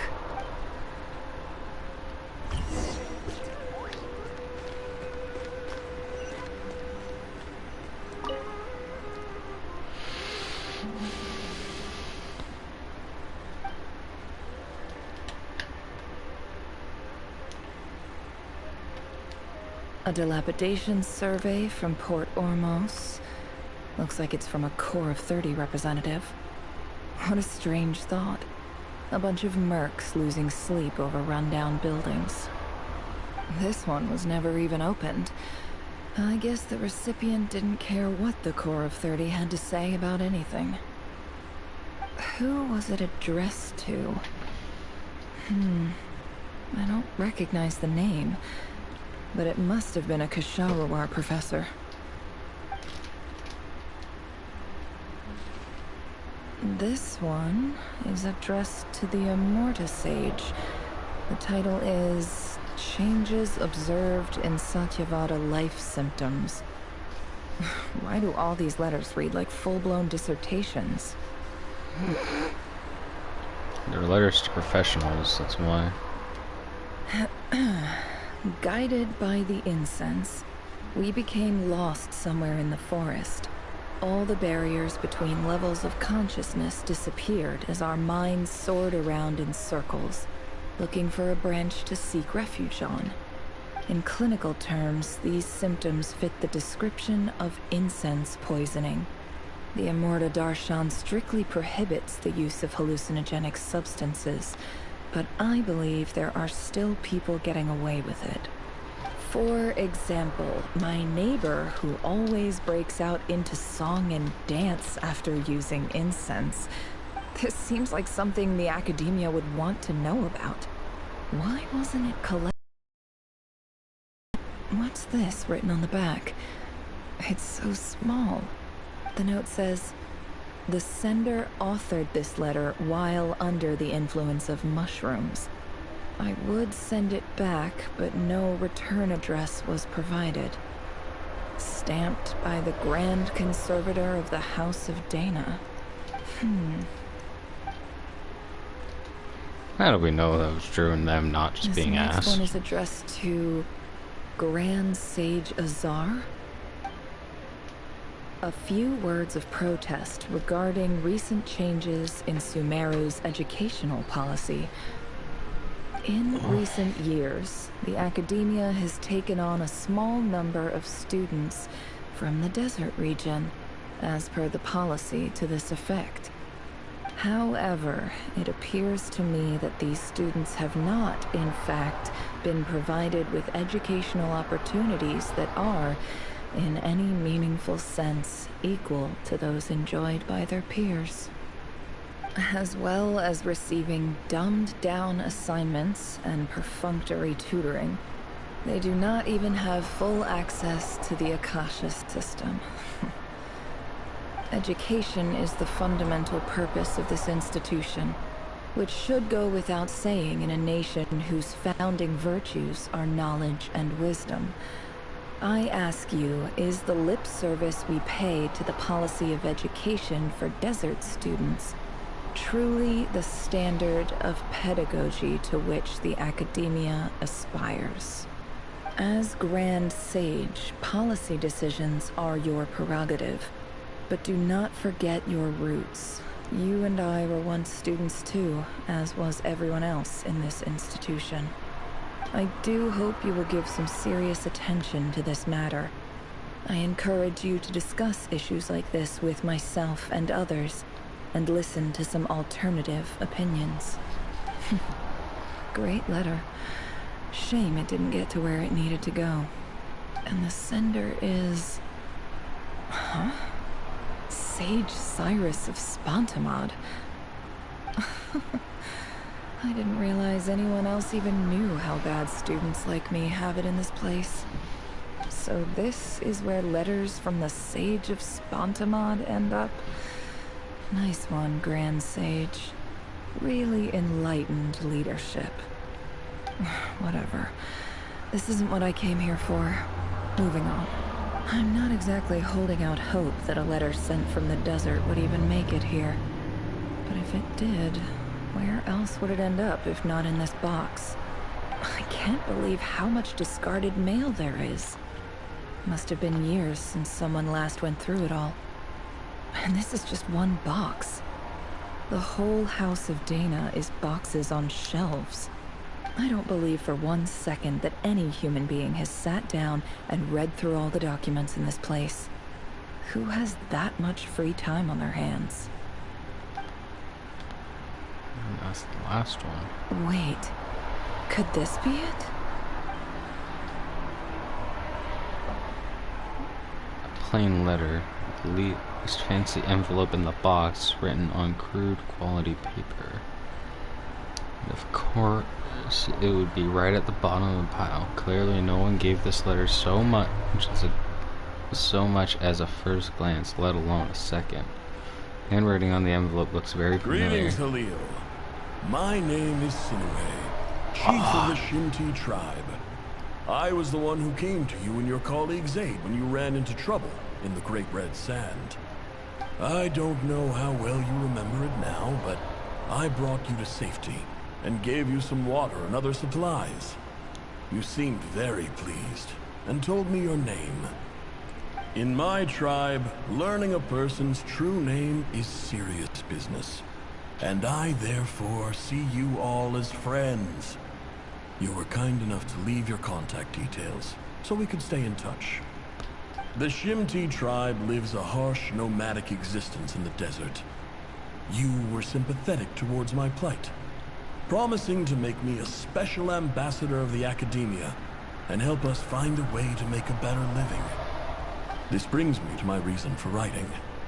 Our tribe has fallen on particularly hard times, and I would like to ask for your assistance.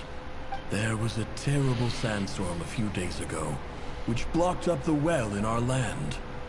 To ensure my people's survival, I had no choice but to venture into Iyab and Unut territory in search of an alternate water source. The Iyab and Unut are descended from the Thamudians, Well, we trace our ancestry to Tulatula. We worship the Lord of Flowers and have had relatively good relations with our fellow tribes, up until now. I found a well belonging to the Eob tribe. They declined to help us, but I really had no other option. So I took some water to keep me and my tribe alive. My actions are certain to incur their wrath. When we met, you assured me that you would be my ally in the academia. I would like to take you up on that offer, because I really need your help. I wonder if you could send an academia representative to meet with me. That aside, the last time you were here, you mentioned that the academia had started accepting students from the desert. And I told you a little about my daughter, Nefer. We have next to no resources here in the desert, and my power and influence are limited. Would you consider enrolling my daughter at the academia? She is a smart girl. I know she won't disappoint you.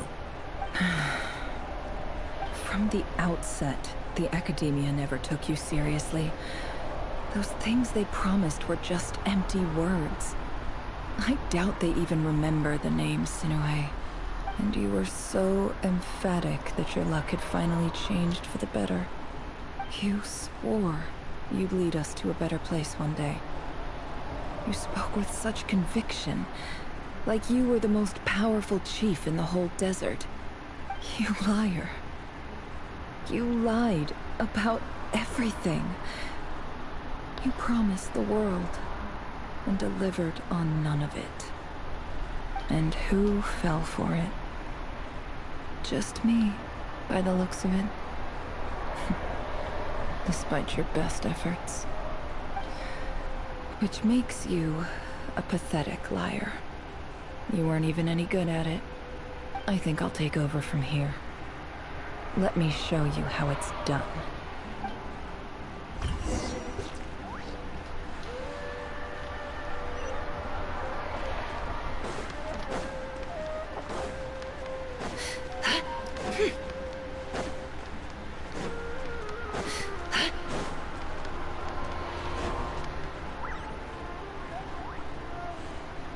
I just came to say goodbye. Thanks for everything you've done for me in my time here. Nefer? You packed your bags. Where are you going? I'm quitting. Something's come up in my hometown. Gonna head back and deal with it. Huh? But this was a hard-won opportunity for you. You know that better than I do. It was. But it doesn't matter. I have more important things to deal with, and they can't wait. Oh, and I didn't want to overfill my bags, so I left some incense on your desk. What's wrong? I thought you liked incense. Although, I did read somewhere in the House of Dana that it has hallucinogenic effects. Don't use it all at once, alright? Isn't this the stuff you brought from your hometown? You're just letting me have it? But you said it's a rare and valuable commodity. Yeah, about that. I lied. It's not rare at all. There's this bunch of ruins near my hometown that are practically overgrown with this plant. It's not worth much. Keep it. It's fine. But Nefer... All right. That's all from me. You take care.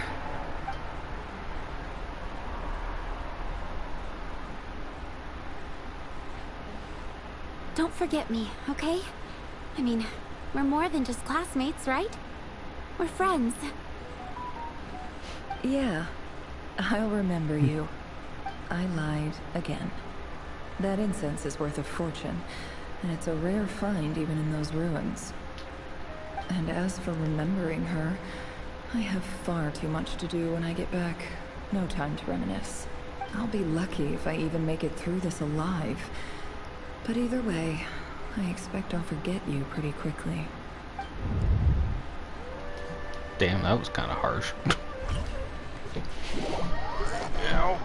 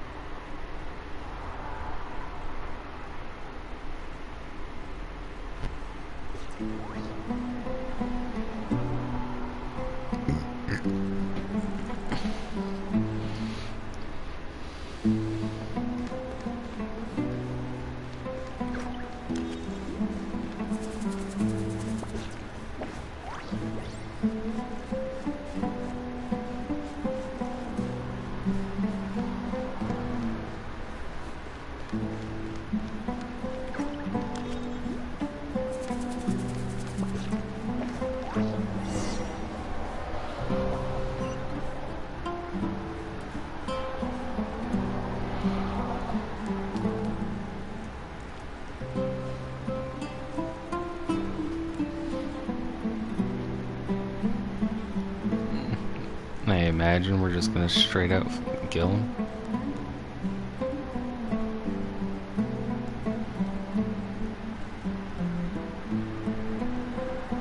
It's a pleasure to meet you, Mr. Arif. So, what does the Academia want? Since they've sent their special ambassador, I assume there's a big business deal to be made. If not, I'd be very disappointed.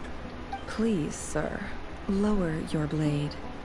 You're lucky I'm the one they sent. Not all special ambassadors share my admiration for the Iab people.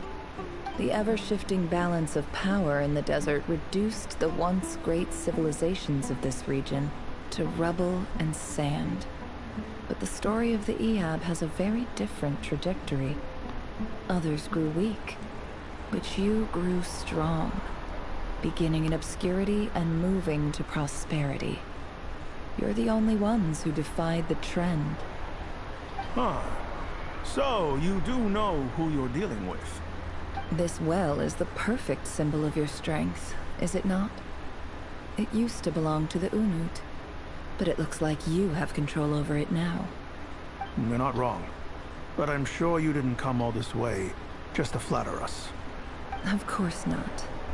I came to bring you some very good news. Some information that recently came to light, which might just be your ticket to freedom. Records uncovered by the Vahumana Darshan show that a certain well currently under Iab control is built on top of some ancient ruins.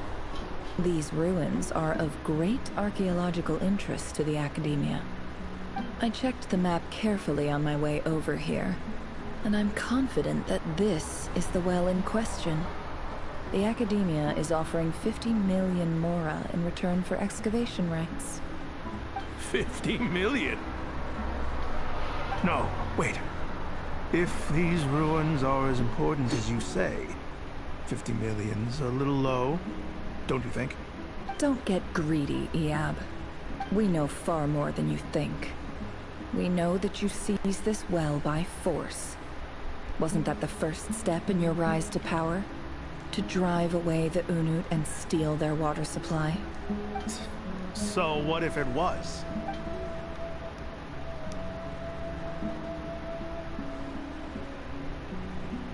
Don't worry. As unscrupulous as it was, it's something we're willing to overlook. The Academia is only interested in dealing with the de facto power holders in the region. I hope I am making myself clear. And I hope your words are the truth. If I find out the Academia is trying to play me, I'll hunt down every one of your people and make you watch as I cut their heads off one by one. I assure you, Chief, that would not be in your long-term interests. You don't want to make an enemy of the Academia. You see how I'm dressed, don't you? I appreciate that you've never been to the rainforest, but surely even you recognize an ambassador's attire when you see it. And what does a barbarian like you have to lose anyway? You really think the Sumeru Academia would bother to come all this way just to lie to you? We have more important things to worry about. All right, I take your point. The Academia is the highest authority in the land. I'm sure you're trustworthy people. In that case, we have a deal. We will sell you the excavation rights. I'd like to thank you, Ambassador.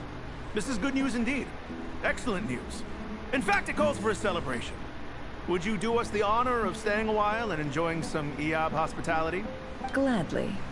I am partial to wine myself, and I trust you are as well. So let's indulge in a few drinks together, in celebration of this momentous occasion. Later, Diab drank the night away. I didn't get to read all that. Bring some shocking news. Chief! Chief, it's an emergency! It's the Unut. They've taken the well. What? Look, don't just stand there. Take it back. Yes, Chief. I have every confidence in the Eab's military superiority, and yet... Well, what is it? The Unut's response was alarmingly fast. The day after we reach a deal, they seize the well. This can't be a coincidence. Perhaps there is a traitor in your midst. Oh. I don't think so. I am obliged to remind you, Chief, that the Academia will only deal with the de facto power holders. If you cannot regain control over the well, I'm afraid you won't see a single mora of that 50 million. No! Please, Ambassador, just give me some time. I swear the Unut will not get away with this. That well is ours, and so is the mora. Glad to hear it. I will wait here for an update. If there is a traitor, I will find them. In the meantime, make yourself at home. I'll report back as soon as I have an update. Much obliged. Wow. All it took was a few words and I've got him wrapped around my finger. What an amazing feeling. I think it's because we men are dumb. So, in summary, Ambassador, the Academia would rather negotiate with our tribe instead of the Eab, yes? One moment. I need to pick up my phone. It has fallen. Thank you. Messages I will have to reply to you in a minute. Murderers who don't listen to reason. And now they have the gall to interfere in our research projects in the desert region. Okay, that's it. You can go back on fully now. So let me ask you, Chief. If you were the Academia, what would you do? Kill them all. Of course. Precisely. The Academia does not tolerate those who stand in our way. The Eab have held back our academic pursuits for too long, and our patience is wearing thin. At the same time, there is simply no way that the Academia can be seen to be intervening in desert affairs. I'm sure you understand where I'm coming from. We have our own rules out here. If the rainforest dwellers raised arms against a desert tribe, it'd start a bloody war. Right. We can't confront them ourselves, but we can support their enemies. The Unut have always had strained relations with the Eab, which makes you our natural allies. Natural allies? Weren't the Eab your allies once? You were quick to send them after us to protect your interests back when we stole that water. And now look at you. You're at each other's throats. Let me be clear. The Academia wishes to collaborate with the legally recognized rulers of the desert in this matter. We are asking for excavation rights to that well, and our offer is 50 million mora. Say no more. I believe we have an understanding. Good. Then I suggest you get to work. Get us access to that well, and the mora's yours. You see, Dad? Lying is easy when you know how. People will believe anything.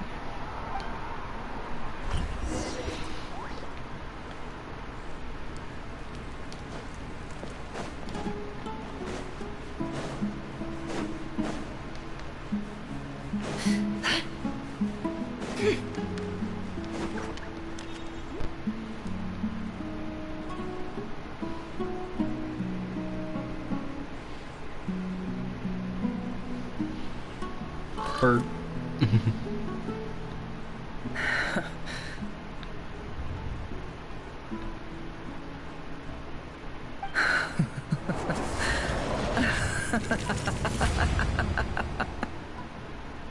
Look at yourselves.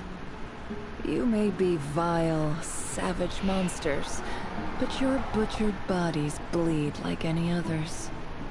You're no different. You're nothing special at all. The monsters who destroyed my home, they're just ordinary, petty human beings. What a joke. I think we're even now. Maybe I've even done the desert a favor. It's a better place without all these people around. Oh, Sinuhe. My gullible fool of a father.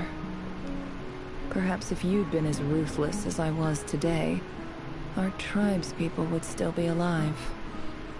In this dog-eat-dog world, a chief needs to be tough to survive. I thought one of those people were like rocking back and forth at first, but it's the branch is swaying. I was like, oh, okay. But you couldn't do what had to be done. So I did it for you. Nefer, it's okay. All of this is in the past now. Lama, you were told not to speak. I believe I remember you promising to remain silent. Yeah, but even so... Yehuda, is there anything you can do to ease the tension? Alright, time for a sharp turn onto a completely different topic. So, anyway, that's enough of that. When are we getting out of this place? Feels like we've been walking forever. I'm getting pretty tired. Oh, Alma, you tired? Yes. If we can find somewhere to sit down, I could certainly do with a rest. It's not far now. There should be a temple just up ahead. Yes. Really? A temple? That's where this story ends? I guess that's how things go in the desert. Desert dwellers can never escape their destiny. Or so everyone says. I never wanted to believe it, but looking back now, I'm as desert as they come. I know she said desert, but I heard it as dessert. I was so confused. God, my brain no work. You mentioned a temple. What's waiting for us there?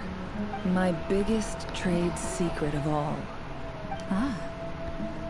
Then I'm guessing it's where you got your power from. The power to peer into other people's minds. I didn't know you were clued up on any other religions.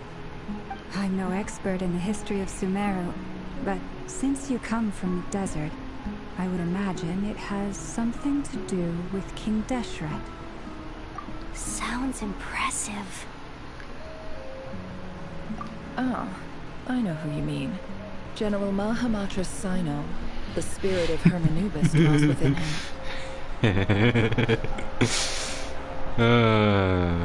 Insert Sino joke here, please. That's Boss Neff for ya. She knows everything. Sino's hardly a figure of obscurity, but I know about Sethos too. What about him? Is he a big deal or something? Well, he's not a small deal, let's put it that way. Please, this is the bare-bone basics. Save the flattery. Thanks for your patience, everyone. I'm sure it's been a lot to take in. With any luck, that's our exit just up ahead. Oh, excuse me.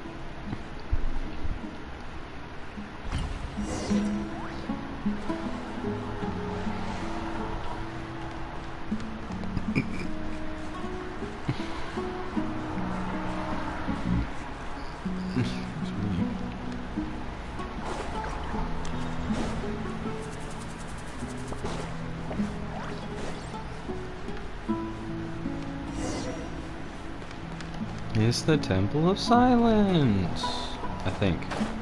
It looks similar, but it can't be that temple because the Temple of Silence wasn't underground, I don't think. I was correct, it isn't the Temple of Silence. Uh-oh. Uh-oh. Uh-oh. I'm totally out of my depth here. I don't have anything to add about any of this stuff. Like, look at that statue, for instance. Impressive. I want to do the whole name-dropping, this girl knows her stuff thing too, but I've never seen anything like it before. A statue with the head of a bird. That's Thoth, the Ibis King, one of the 7 pillars of King Deshret. The legends say that he, the Crocodile King, and the Goat King were the 3 retainers of King Deshret. Let's take a look.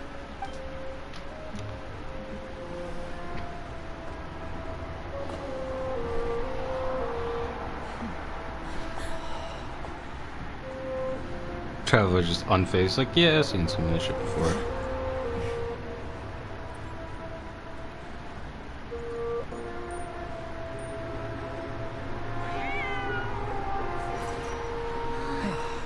It's just Ashru. So, all is well?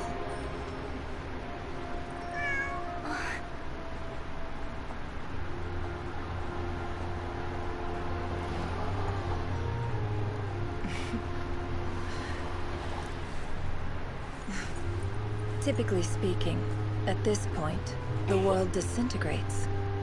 Then we find ourselves back in the outside world. Besides, these are my memories. There's nothing to fear. You're sure? Of course. It's almost over.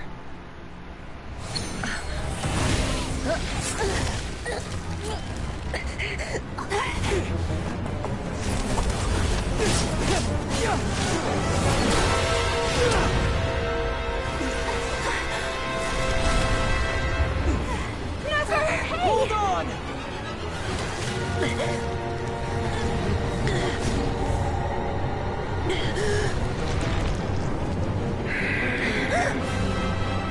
Knowing too much is always a death sentence. Speak for yourself.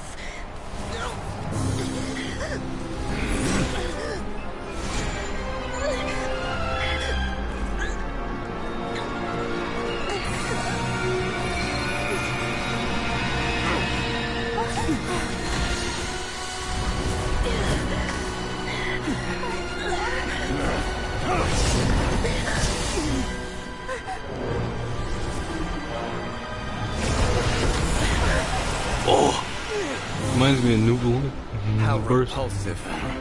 Inferno! And Moon Maiden, I think.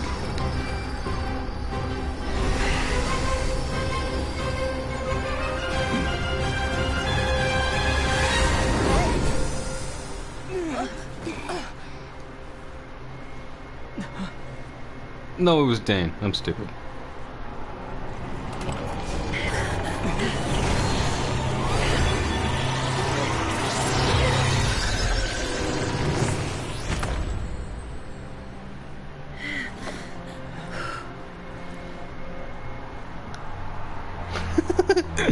Oh, Dory, you're not getting that amulet thing back, but honestly, good.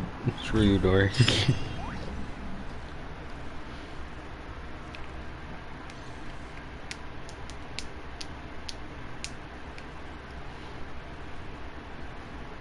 Should have figured it wasn't the right, probably the right color from before its burst. Or like how what he did when he shot giant pillar of hydro into the sky. That pillar of water. Time. It's okay. I'm just glad no one was hurt. Paimon noticed you doing something too, Dainsleif. Were you helping get them out? Of course. When I asked Nefer to conduct this investigation, I was not naive to the dangers involved. I had a duty to ensure your safety.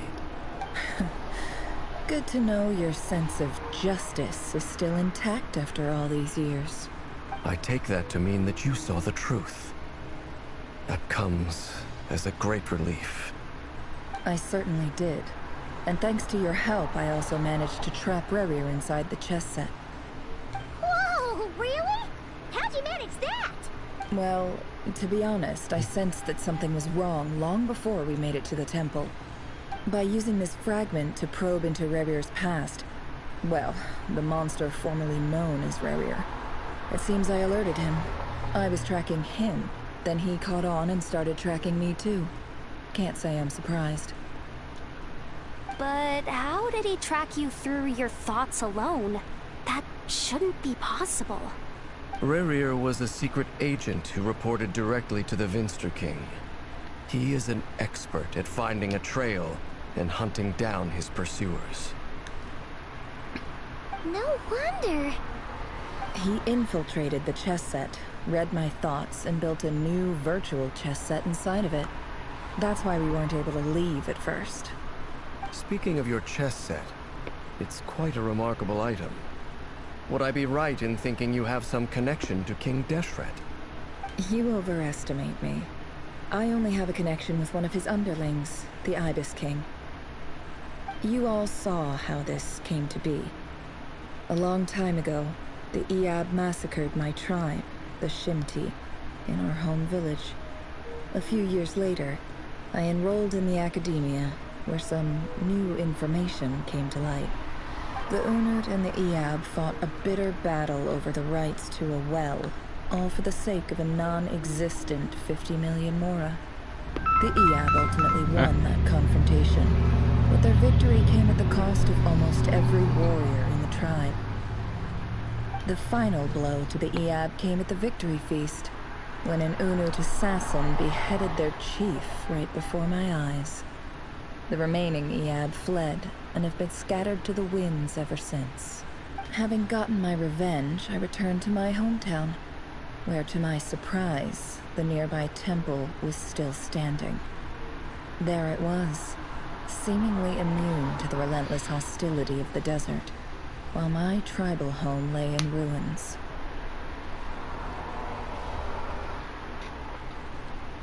As I stood there gazing at the temple, I noticed a cat just outside. This cat, as it turned out, was home to the spirit of the Ibis King. He led me to a gate deep inside the temple, and there he made a deal with me. So the cat's been a male cat. This is my gift from the Ibis King.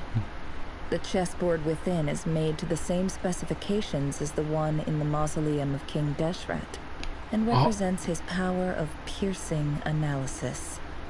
With this chessboard in its container, I gained a certain ability to perceive hidden secrets. Now, you could conclude that the Ibis King simply wanted to give the people of this world the power to seek the truth, but I don't believe that's the full story. Every god plays favorites. Their hearts are as fickle as any human's, full of secrets, perversions, egotistical tendencies. But precious few gods are willing to admit this. It is the same with all powerful forces, including fate itself. Their gaze falls preferentially upon a select few. As you rightly point out, this is an act of favoritism. If you're alluding to the Abyss, then yes, I agree. Gather the others. It's time to share everything I've learned.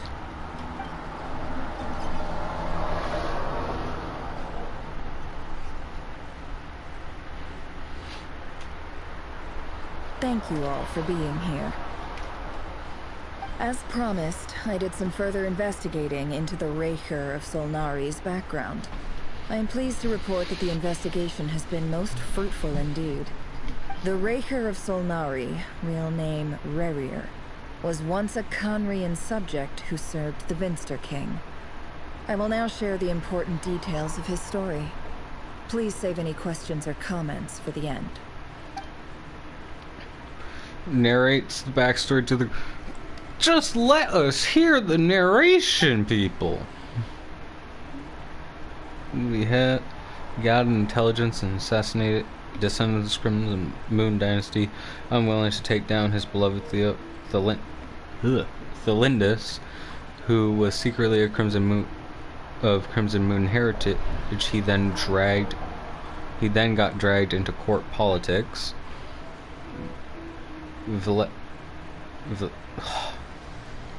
Itinerari's voice, which spoke to him of his fate, was like a reflection of the moon, though he could disturb the water.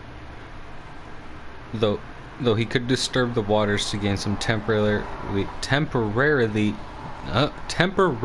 relief, he was powerless to erase it entirely. In contrast, Rayur's life was like a reflection of a broken moon. Once the stormy winds of fate blew across the water's surface, it was utterly destroyed. Linda smuggled away a piece of the moon before disappearing through a mysterious portal.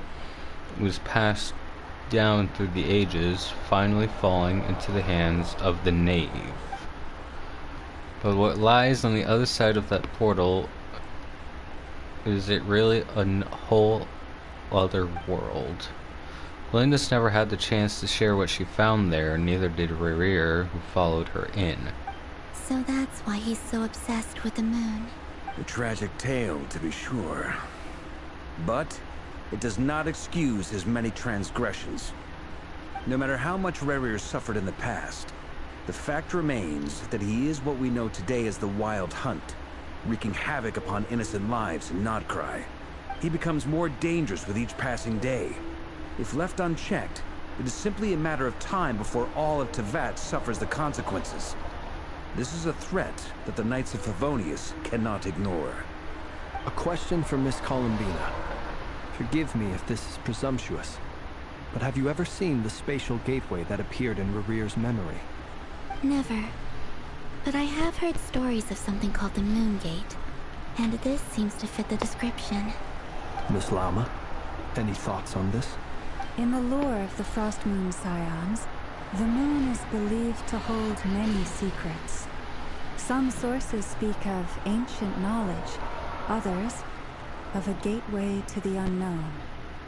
The term Moon Gate is one I have heard before. But as is the case with all of our legends, there are no records of any first-hand witnesses. We cannot know whether it truly exists. Excuse me. Then back to Miss Columbina. As a moon goddess yourself, do you have some idea of where the Moon Gate leads to? Not at this stage, sorry. I do hold the power of the Frost Moon, and my strength is recovering well. I can sense that the gate would open at my command, But there's more to the power of the Frost Moon than that? yes. A moon goddess has the right to open the Moon Gate, since it is a path to the moon. But as never mentioned, holding open a spatial gateway takes a huge amount of power.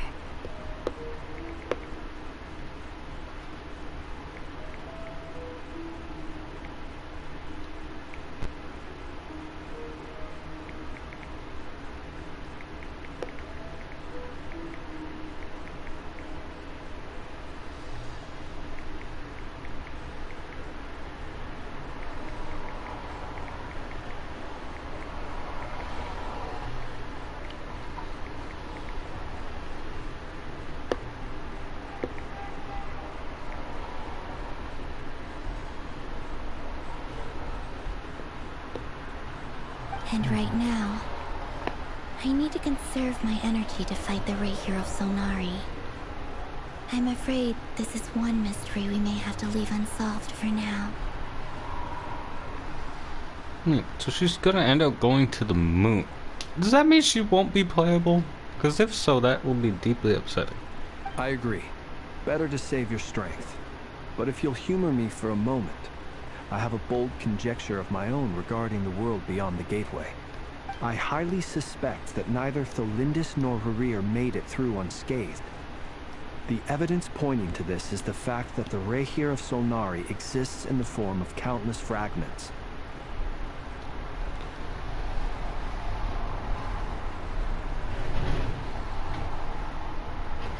And the gnosis and the gnosis are made from the third descender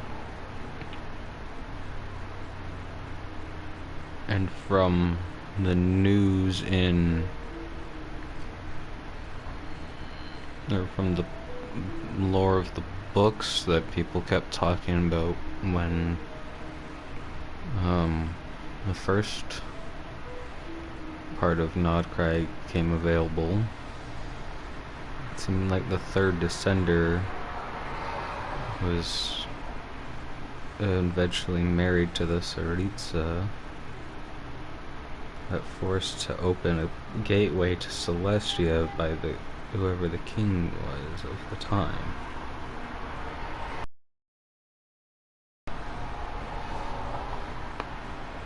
This is deeply troubling. With the abyssal power he wields, no ordinary foe can touch him, let alone tear him to shreds.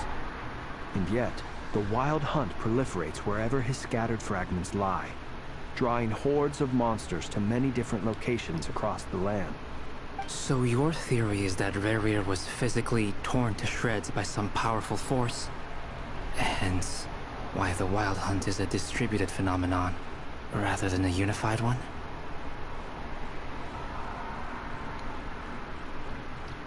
Makes sense to me.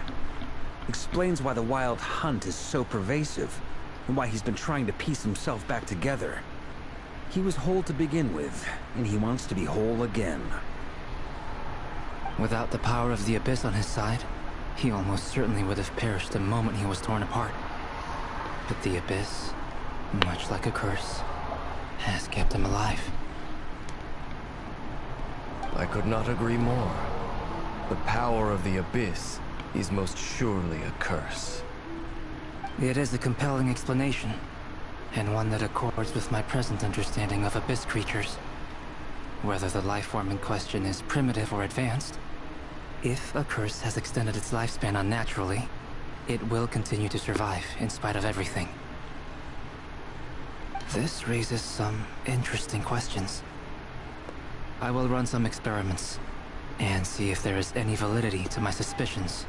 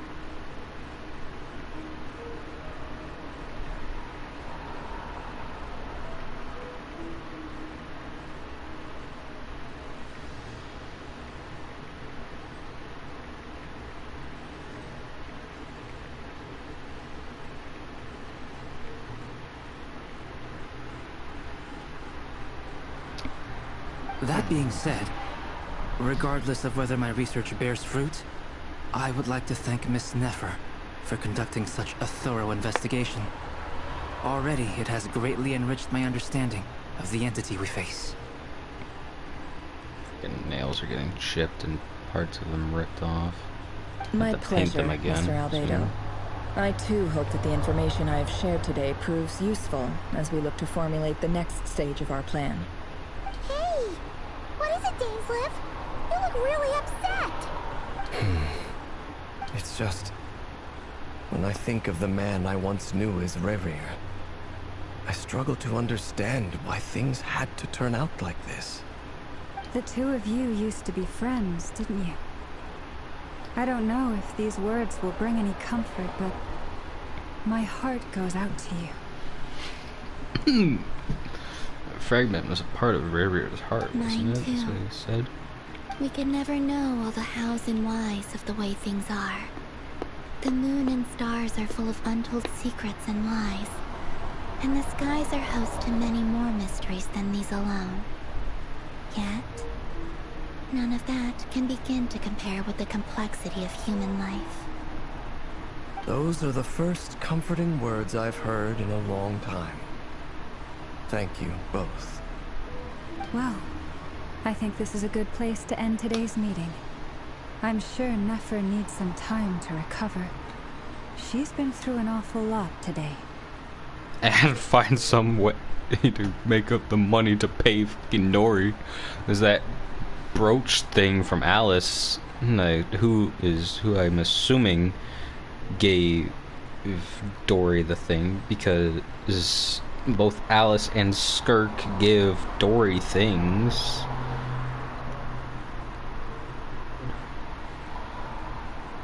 That's oh boy. Very thoughtful of you, Llama.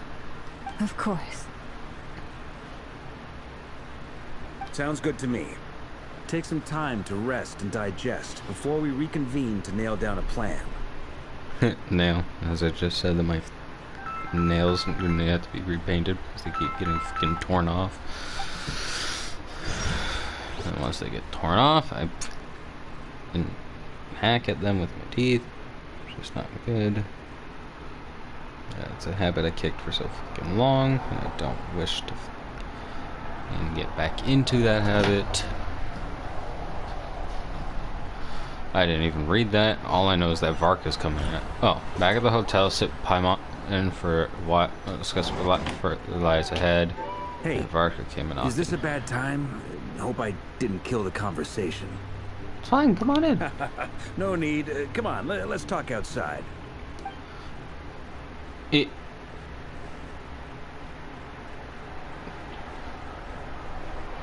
Sorry, but I'm a suspicious man when it comes to that kind of stuff. Never went back to the curatorium to get some rest. But before she left, she shared some things with me that I thought you should be aware of. Firstly, although she managed to trap the Raker of Solnari inside her chest set, there's no guarantee that the power of the Ibis King is any match for one of the 5 sinners. Their powers are beyond our comprehension. It's only a matter of time before he finds a way to break out. We have to come up with a plan and take care of him before that happens. What if he just stays in there or just finds it like comfy in there? Comfy and cozy can go a long way for dying down, for making someone feel much better. Honestly, my mom figured that might be the case. So, how long have we got? Well, I asked her that same question.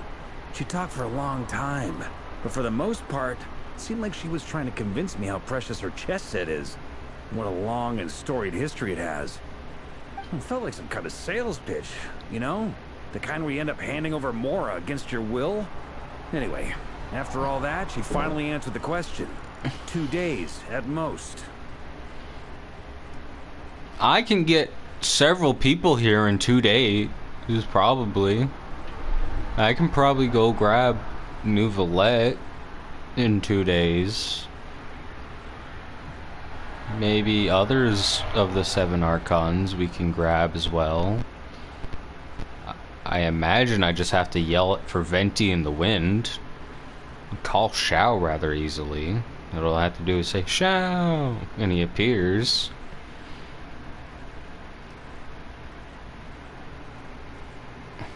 Zhongli's free. Hell, he might even get paid for it by Hu Tao for an extended vacation days. Vacation days come back broken and battered, but 2 days? Holy moly! Can we even recruit enough help in that time? I just listed up very reasonable people to ask. That remains to be seen. Which brings me to the second issue. Dainsleif is obviously conflicted about this whole thing. But given how little time we have, there's no way we can pull this off without his help. You have some history with him, right? Do you think maybe you could talk to him for us? Great. I appreciate it. Varka, take this, call for these specific people, these are the random numbers, and tell them it is very urgent. They should come as fast as they can. On to item 3. So, Albedo, Duran, and I put our heads together and came up with a plan. Can't promise it's gonna work yet, but at least it's a start. We figured we'd bounce the idea off you first. We'll explore it further once everyone's recovered. Oh, please ask away. I was dying to hear this.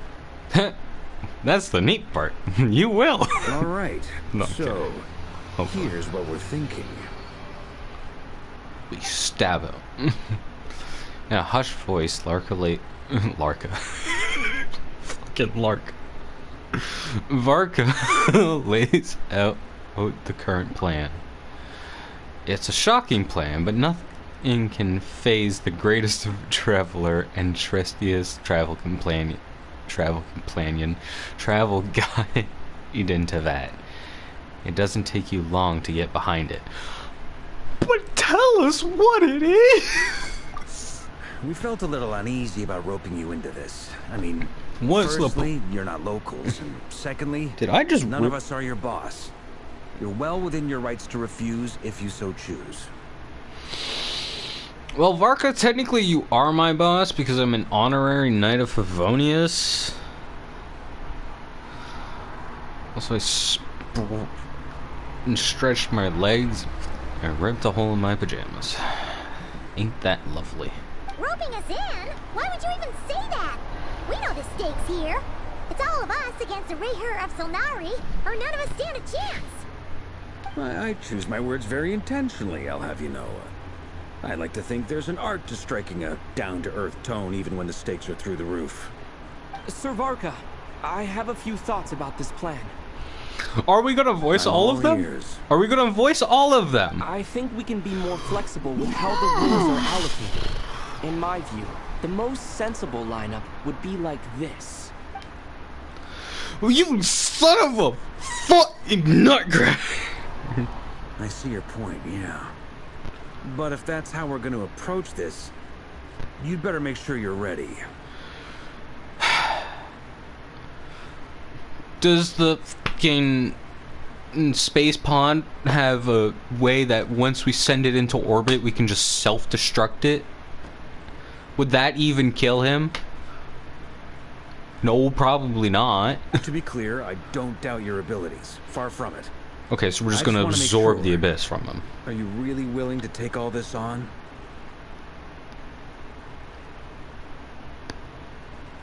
So we're just gonna fucking waltz up and start trying to purify his ass, are we? I want to do everything within my power. The Rayher of Solnari is a truly fearsome opponent, and if I do my part, it'll greatly reduce the risk for everyone else involved. Well, that tracks with what I've heard. Jean's mentioned in her letters that you're so diligent it's almost abnormal. Because we are kind of abnormal. Most people weigh up the risks and rewards in situations like this. But you seem to just march towards danger without a moment's hesitation. Of course, everyone appreciates a fearless pioneer. But all that aside, I'm the Grand Master of the Knights of Favonius, and you're our honorary knight. I want to make sure your courage doesn't come at the expense of your safety. Thank you, Sir Varka. I should be the one thanking you. It means a lot to have you on board. I'll give some serious thought to your suggestions. Very knightly bow. Let us watch it! So you'll see you at the hotel again later. He has arranged for everyone to meet and finalize the plan of action. In an effort to lighten the mood, he booked out the hotel for this meeting so you could all chat over a drink. Excuse me, sorry. As the moon rises in the sky, you and Paimon leave your room, discussing whether Paimon has any other options than fruit juice. Everyone is already there waiting for you. They're chatting and smiling. Clearly the rest has done the thought of rest and didn't think of actually just going me. The rest has done them good, and as well is the exciting crew who has some unexpected help has arrived. Still, you remain cautious of the fact that future of Nodcry rests on what is decided tonight. So many lives are at stake, you may never meet most of them, whether you know it or not, all of them are counting on you.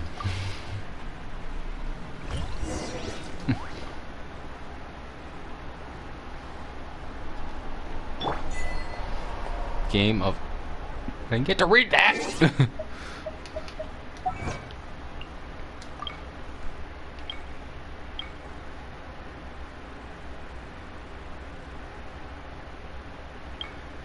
Game of Blood and Sand.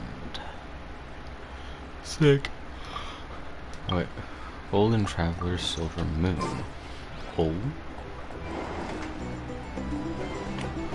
Okay, let's see what I can see from here before...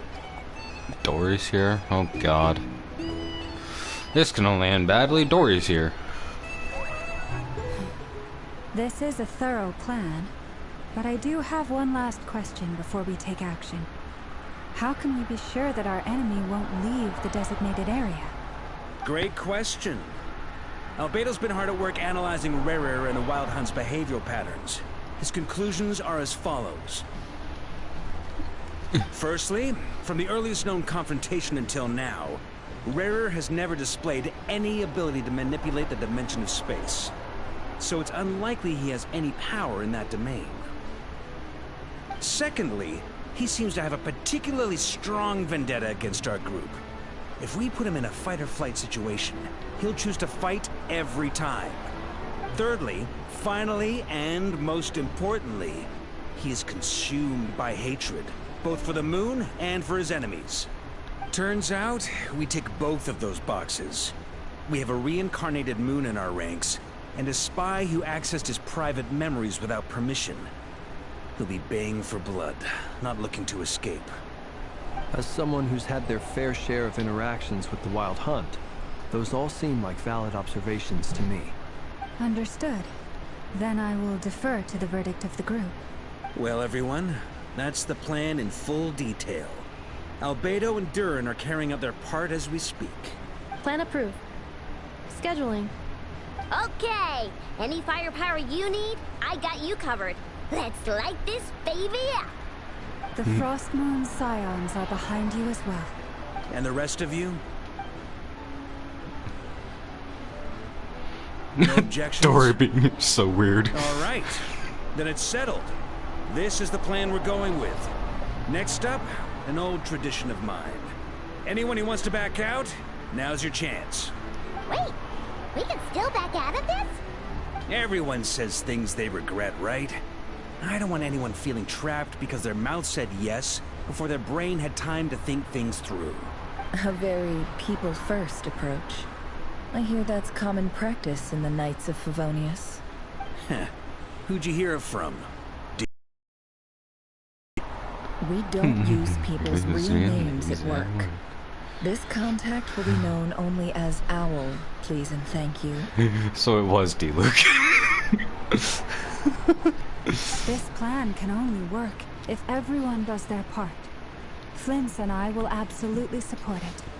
We shall indeed. You'll be glad you accepted our help. Also, you are the last person I expected to see here, Miss Dory. Finally, someone's drawing attention to the fact that Dory's here. It's not often I get called Dory in a work context. My peers usually call me Lord Sangamape. You're being called Dory whether you like it or not. Shut the fuck up. So, the longer your name, the higher your net worth. Is that the idea here? In that case, Mr. Flint's here must be worth a fortune. That's right, I know your full name. It's... The walls are thin here. I'd appreciate you keeping that a secret. Okay, fine.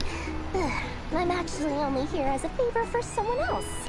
Do you have any idea how much it would cost to hire me otherwise? Oh, does this mean someone out there actually has the power to boss Dory around? Yeah, probably both Skirk and fucking Alice. It most certainly does not. We have a long-standing and mutually beneficial business partnership. She's actually the mom of a friend of yours. I knew it was Alice! Said mom supplied me with a great little trinket, but now that lady's ruined everything. If I don't start building a little goodwill now, my whole business in Notkrite is gonna go down the drain! Okay. So what exactly is so special about this pendant? It's a lucky charm that a great mage made for me. We have a business relationship, and she was worried that something bad might happen to me. So, she wanted me to have something that can store power to protect myself with. I finally got it all fully charged up with Kuvaki, and then never went and used it all up at once! Never lost so big in my life! I don't know, I'd say losing your family was pretty big as well, You're I'm pretty right. sure. It was all my fault. Oh, I bollocks. didn't mean to drain all the Kuvaki in the pendant, but I'll make it up to you. You will? Well, in that case, how about you give me your chess set? And we call it even. I knew you'd say that. Well, it's yours if you want it. In fact, take it now, and I'll even throw in a free Raker of Solnari. Deal? You're putting me in a difficult position here. It's a very useful thing to have around, but I have a funny feeling it won't be around much longer. I guess we'll see in a couple of days. Looks like bankruptcy for me. Hey, don't be so pessimistic. See this through and you never know. You might find a new business opportunity on the other side. With an action plan in place, you and Paimon decided to check in and say, why are you going so fast? I can only read so fast. I'm not gonna know anything, am I?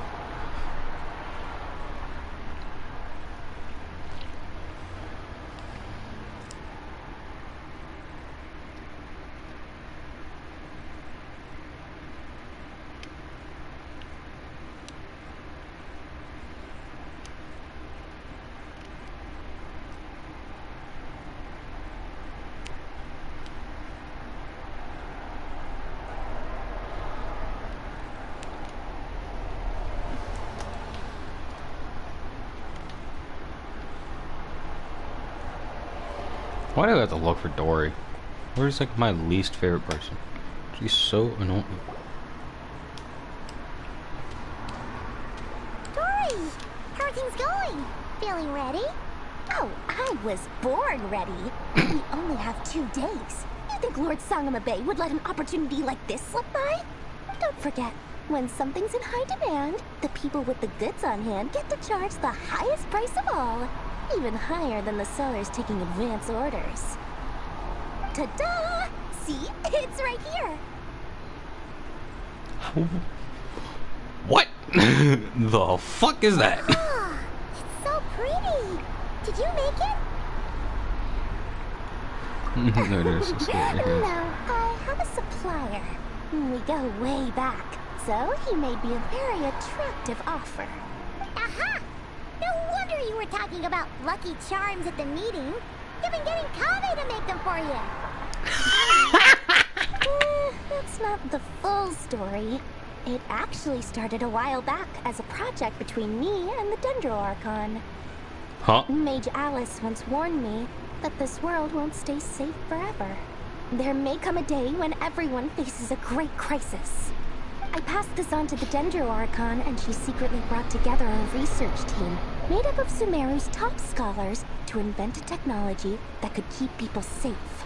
I won't go into the details because it's all very complicated, but if you want to know more, you can ask the Dendro Archon about it sometime.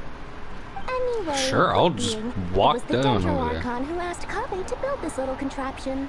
As one of the top Kashara War talents, he was the obvious choice. Took him long enough. He stressed over it for ages. Must have gone through at least a dozen designs before producing a final product. But that's Kabe for you. Says the one who scammed him. Marak delivered it to me a couple of days ago, along with a letter from Kabe. Could I ask why I'm sending this technology to you? What's your proposed use case? Has it been approved by the relevant authorities? So nosy. My fault for sending him the research permit to begin with. Surely Nahida must have told him you were involved in this project. He was probably just nervous because you're always so secretive about your business. Did I just... Oh, I did just chip my nail with my tooth. Could be. Anyway, I just replied, let's hope there never has to be a use case. Because it would involve grave danger. Well, fair enough. But it sounds like he was just being cautious. He probably felt responsible as the one who made it. Or maybe he was asking as a favor for his housemate. He's done that before. Not sure why, though. His housemate doesn't seem to really care that much about this kind of stuff. Nori, I think you're dumber than you look. Either way, all's well that ends well. I'm just glad to finally have my hands on the product. I wouldn't want to be without it, given the potential dangers that lie ahead. First time she sounded sentimental. What does that look mean? Paimon's just super surprised. This must be the first time we've ever seen you actually get serious about something. Well, a long time ago, I made a promise to myself. I promised that I was gonna live every day of my life with a big beaming smile. Obviously, Mora plays a big part in that. But there are always gonna be times in life when you have to give something back. That could mean paying back a debt, returning a favor, or showing some kindness. I doubt you do that last one, Dory. Alice has been a huge help to me over the years. She was the first investor I ever had. And I want my investors to know that Lord Sangamabe is the best in the business. And more than that, no one knows what the future will bring. Whatever happens, I want to make sure the Dendro Archon and all of Sumeru is prepared to face whatever comes. Oh, that? I was just making sure Nefer and I are square. Don't be thinking it was some sort of benevolent act. I'm no saint, so don't treat me like something I'm not. No shit. My priority is doing the business God, that I want to do. Kidding my nails. So long as my conscience lets me, but it usually does. That's the Lord Sangamabe business model. Alright, if you say so. I do say so, and that's the whole point. I'm a businesswoman.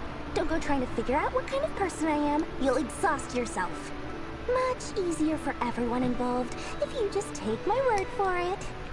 I mean, we could probably just ask Alice. Oh, and could you two help me get this stuff where it needs to be? Thanks so much. You're my favorite assistants. I almost ripped my headphone cord when I just bumped into it. Oh my god, who bothers to text me? Ugh. A twat.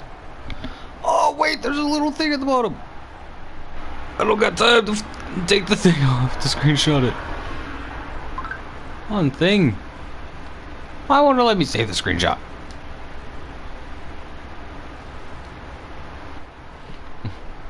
Just found a way to steal it anyways.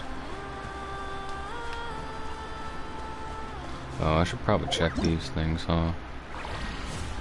Oh, an event started while I've been doing this. It's kind of mildly amusing.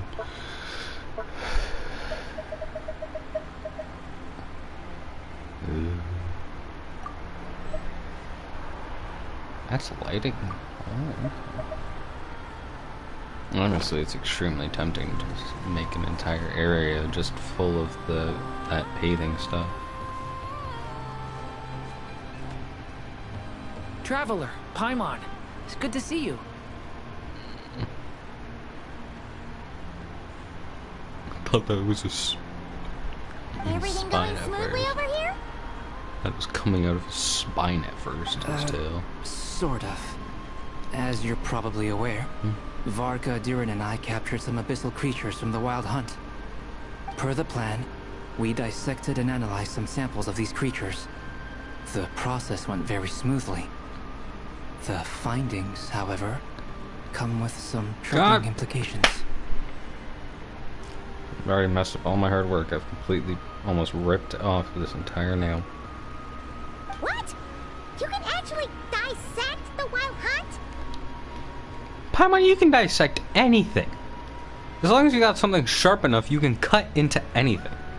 That depends on your definition of wild hunt and dissection. Harmless, lifeless. These words are accurate descriptions. The wild hunt is an interesting phenomenon. In and of itself, it doesn't seem to possess anything akin to a human personality. But taken as a collective, the medium through which the wild hunt is summoned does appear to have a soul. Master griped a lot about the wise Horoptotire, and seemed somewhat fascinated with the foul Certology. But she barely mentioned Rerir at all. I don't think that was because of his lower social standing, though. Anyway, it's a pity. I should like to hear her thoughts on the nature of the lifeform he has become today. It's a strange mix. The furious energy of an abyssal being channeled through a fractured physical existence. A consequence of being torn apart by an unknown power. Perhaps the only explanation for his survival in this state is that he sacrificed a degree of individuality in exchange for a continued existence. Oh, sorry. Once I get talking about interesting research, I have a tendency to go on indefinitely. Back to our research findings. Essentially, they confirm my hypothesis. Rerir's corpse is completely contaminated by the Abyss, and the effects are irreversible. You could think of this as Rerir in mutated form, but in my view, even that would be inaccurate. In reality, his whole being has been consumed by the Abyss. In other words, he is now nothing more than a manifestation of abyssal power. Damn. Unfortunately, at present, we have no means of completely eradicating abyssal power. Hence, we cannot fundamentally destroy the Rerir of Solnari either. Oh, that's terrible news! So, that's it? We can't defeat him? Not even if we get the power of the Three Moons? Miss Columbina's situation is a difficult one. She can never achieve wholeness when the world does not accept her presence. It's as if her creator banished her to a place she can never be accepted. It means she spends most of her energy just on her own survival. Given the circumstances, it's only natural to despair. But we must see this plan through to the end. Time to kick off the backup plan. Oh, I almost forgot! This is for you. Dory asked us to bring it. Ah, how wonderful. Well, thank you for making the trip. Durin and I will be heading off shortly. I'm sorry I won't be there to protect you in person this time. Please be careful. All right then. Stay safe.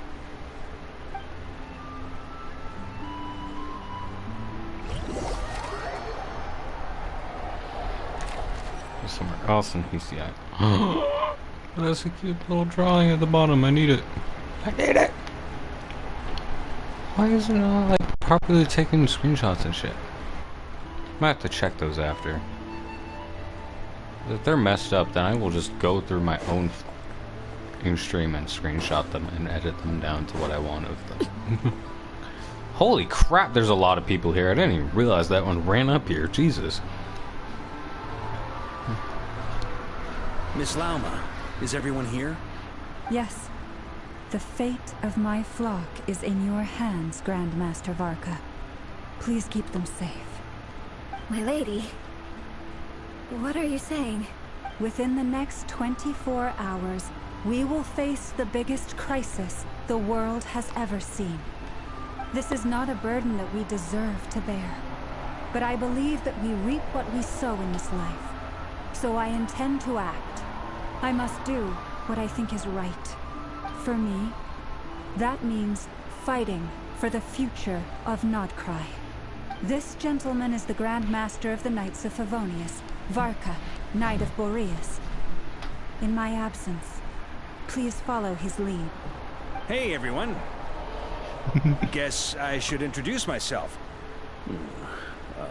Well, to start with, I know my way around a battlefield. Biggest strengths are honesty and hard workingness. Anyway, point is, I don't intend to let Lauma down. I'm gonna do everything in my power to keep every last one of you safe and sound.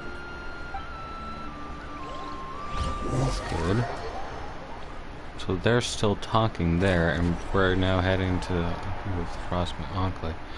No! Get that in time. I hope I got that in time. If I did not, I am actually going to be upset.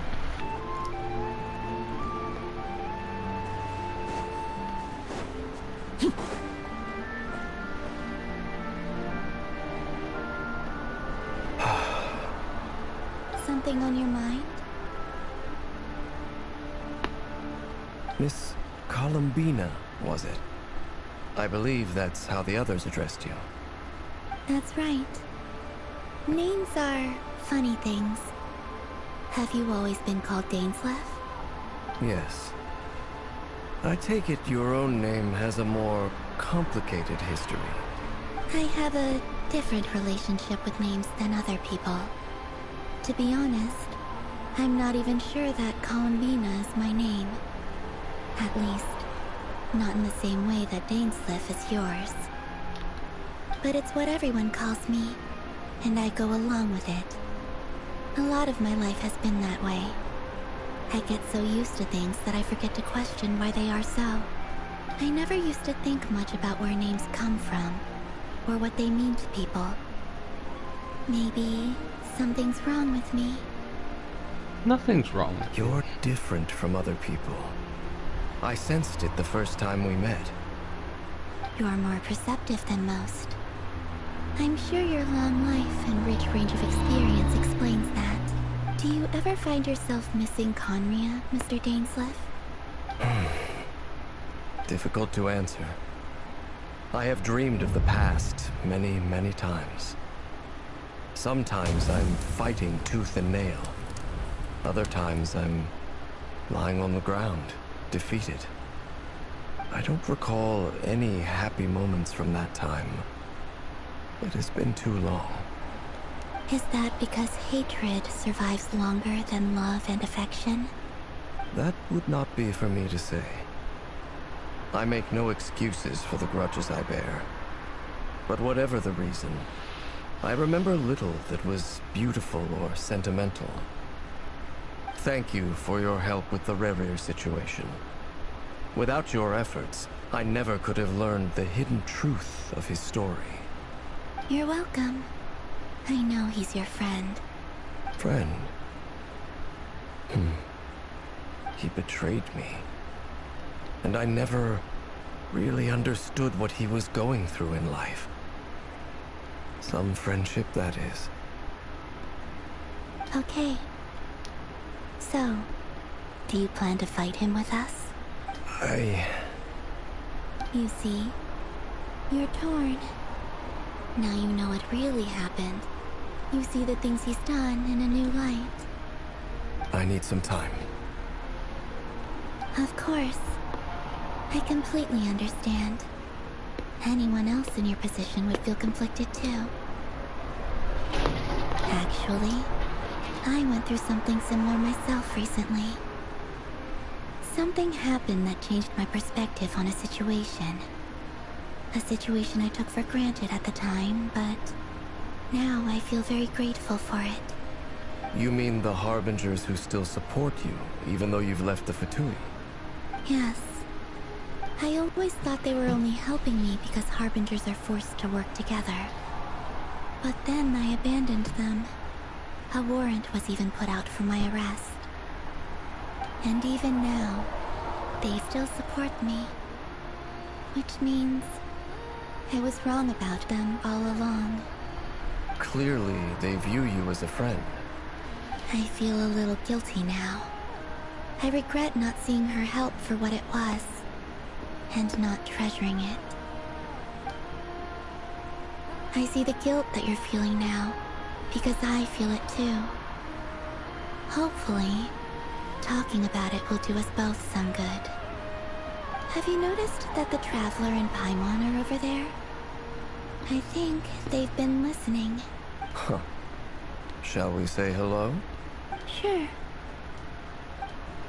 Hello. Ah! They caught us!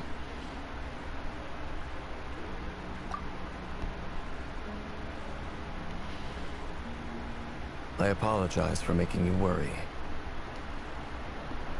No doubt you wish to know where I stand on the plan to take down the Raker of Solnari. I'm afraid I need a little time, but I will seriously consider joining you. You will? Oh, thank you so much! Everyone will be so grateful to hear that! They needn't be. This was something that I was going to have to face up to eventually. That doesn't matter to them. They're grateful to you regardless. You can't control their gratitude, so just accept it. And then, have a think about whether you're willing to join us.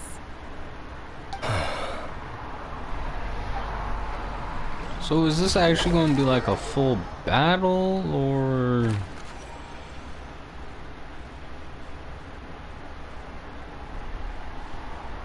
It's showtime. Let's rendezvous with the others. You know the play. Is it going to be a full battle? Are we going to get to do a full battle? Oh, I'm sorry, Alukino, but I have to cancel your idol. I'm sorry.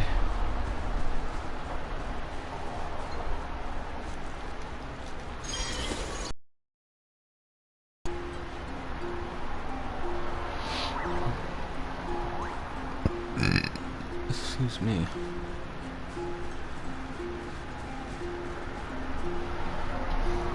Hello, friends. Ah, you're earlier than I expected. No, you're just even earlier. Been waiting here long? Not too long. I came a little early so I'd have some time to think. Are you nervous about the battle? Quite the opposite. I'm reminiscing on my past battles. When I was awakened by the Radniki, I had not touched a weapon in many years. I felt like the battlefield was not where I belonged. But after waging war against the Wild Hunt for so long, I came to realize something. A life of absolute peace is simply not a possibility for me. My restless flame indicates that somewhere inside of me, there is a deep yearning to root out the evil in this world. Oh, that doesn't sound like such a bad thing. Well, in the past, when I was a Fae whose primary concern was hibernation, it was hardly ideal. But it certainly serves me well here in the present. True. And I am delighted to be able to join forces with you in this endeavor. Looks like I'm not the first to arrive. Ah, Miss Lauma. Did you sleep okay last night? I struggled to settle down at first, because of the nerves. But don't worry. I got enough sleep in the end. I'll be just fine. Please, I'm just doing my part. Never! Over here! Aino asked me to relay a message. She said Anefa will be on high alert and keep a close watch over all secondary districts where defense is required, providing support as necessary. Meanwhile, Aino herself will provide range support to us directly, using her latest invention. Oh god. Excellent. My thanks to all involved. Jesus, that thing is ready to explode. The chest set's looking a little unstable. It won't hold him much longer. We should be prepared to engage at a moment's notice. No sense sitting around waiting. Let's make the first move while we still have the option. I agree. Paimon, find a safe hiding place. Got it! Be careful, traveler! I will. Leave speak! I thought it was just gonna be regular text that I'd have to read. Everyone, take your positions as soon as the battle starts. Every ounce of strength we have in our bones, let us bring to this fight. Ready? We get to physically throw hands with him. I've seen all your futile ploys before. You have become the authors of your own demise. I wouldn't be so sure about that. You are merely a moment of sport before I tear down the moon. What do you mean it's not a full fight?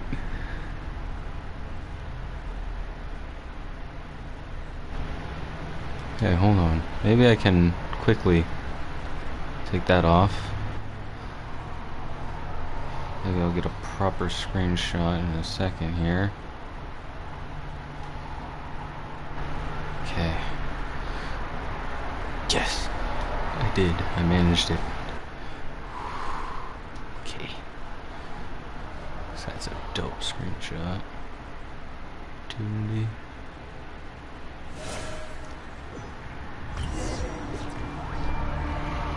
Blasphemy against death. Yep, you too. Oh my god! Ow, ow, Jesus, motherfucker. Move! You poor lost lamb. Close your eyes. Oh my fucking god, man. Observe.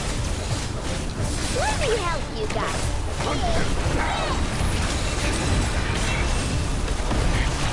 Futile. Go!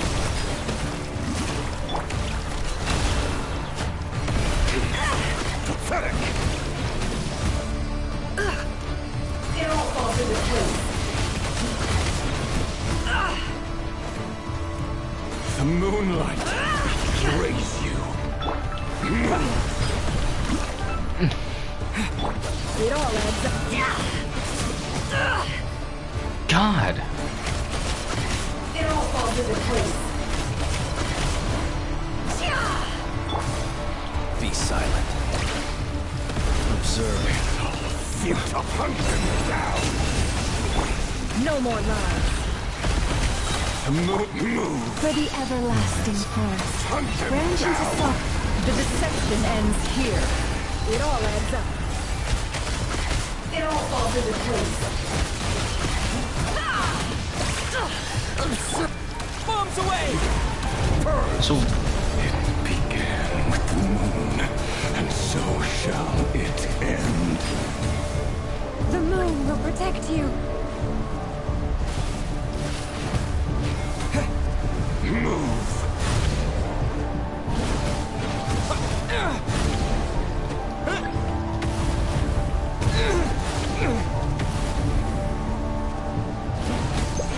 Do you see?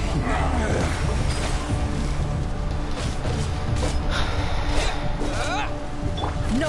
Vanir, when will it be as you foretold?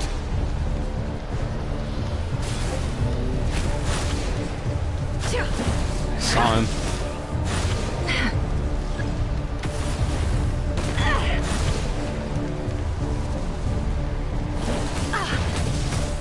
Why can't I? I'm hitting the button. Why is it not working? You're not welcome here. Frost moon of old. Yeah! Close your eyes. To dust. Are you quite finished? Observe. Night falls. The moonlight. Pathetic. Are you quite finished? Where'd he go? Steady now. Be silent.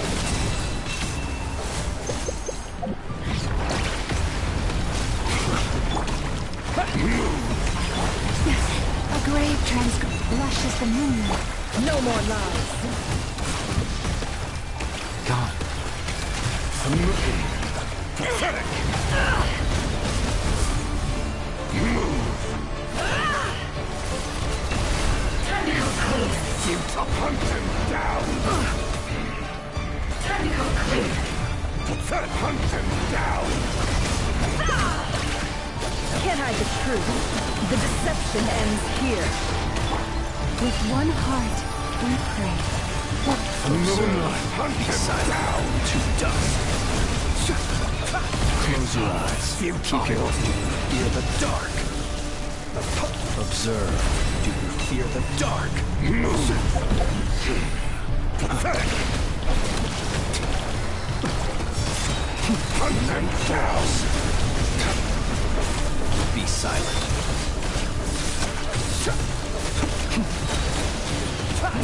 Night falls. You quite finished. Observe. The Be moonlight silent. betrays you. No more lies. Your little game of heroics is over. Who wants to go first?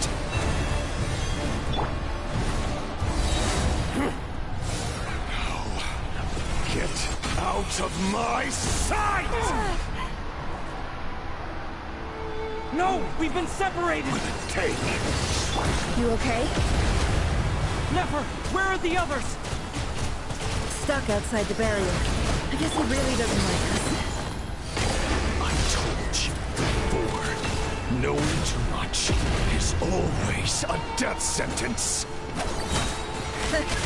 Be careful what you wish for.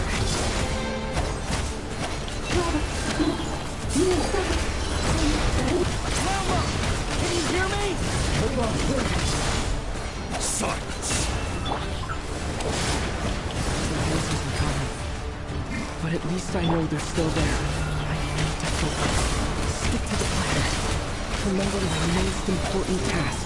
Just keep stalling. If I can stall him for long enough, the moment will come. Oh crap, I need to do this thing.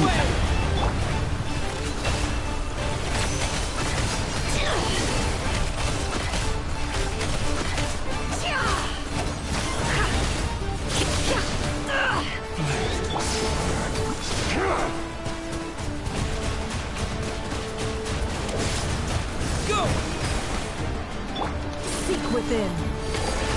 Can't hide the truth. It all falls into place.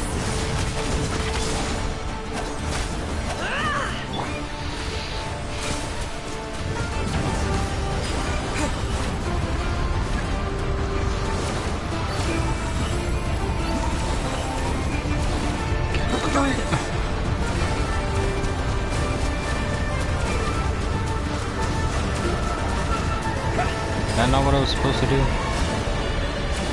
I'm supposed to like get hit by one of these attacks now?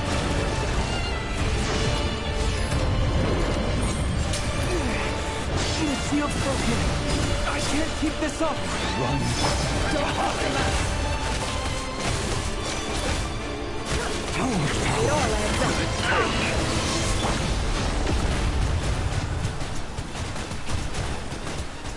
Go!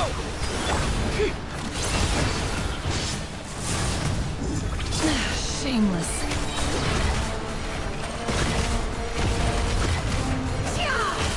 The mystery unravels.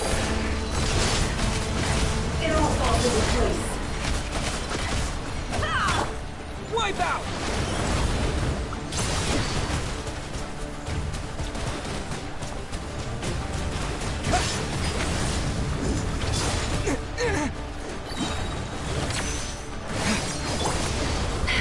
Seek within.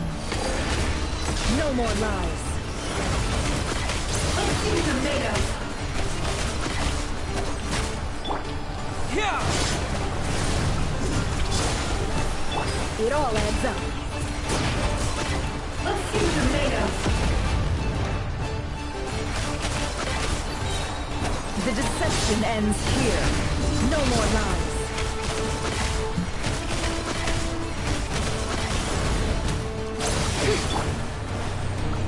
Dude, when does this battle end? This is sick. No, man.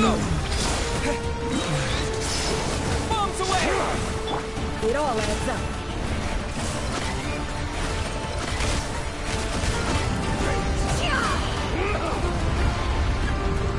Why am I getting so disorientated? Bucky, and Bucky. There's no other way. No other way.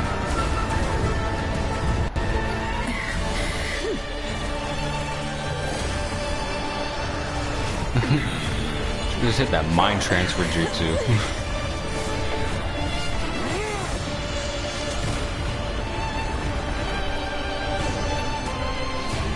I tried to at least. The only way to defeat Rarer is to borrow his own power. That means Columbina will have to disappear while you two bear the brunt of his attacks. You have to hold on.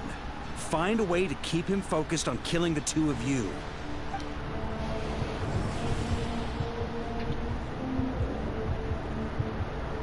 Nefer, Your eyes are bleeding.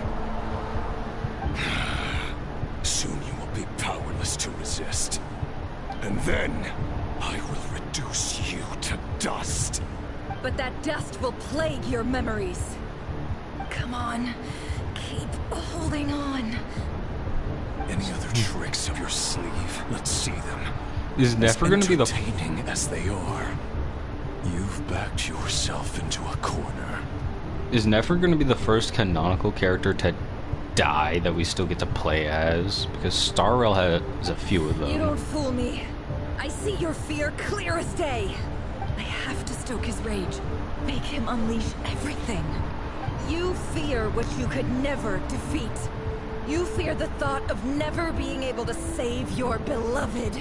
You cannot win the fight against fate, Rerir. Is that what you think? Well, now it's your turn to feel afraid.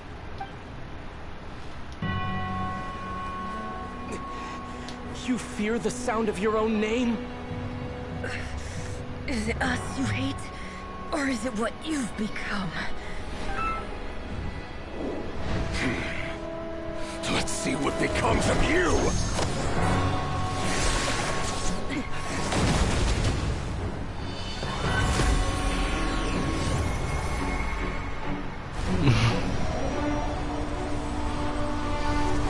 Just hit a fucking transmutation circle, bro.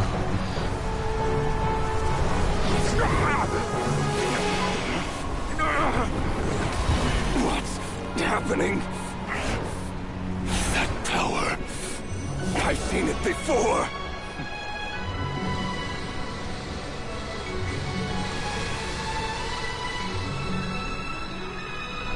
His power is on another level. We'll need to use power into a usable form.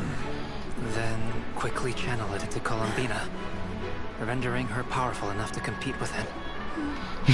Oh, she like I'll drunk join you. it. I can help. She like If I drunk. release enough abyssal energy into a confined space, it'll create a potential difference, allowing us to extract a huge amount of elemental energy. Next, I'll synchronize with everyone's minds using Pyro, then give you temporary access to their abilities and fields of view. But it won't last long. Can you see?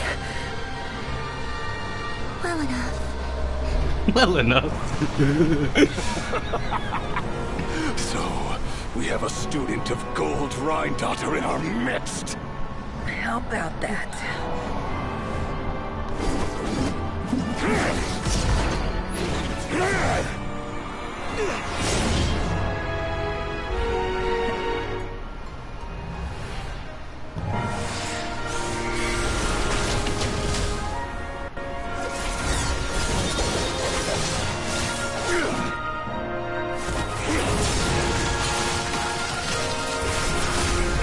Dude, this is lit. Dude, this is like something straight up Dragon Ball. You use my own power against me? Just like how you stole Kuvaki. Look familiar. Familiar.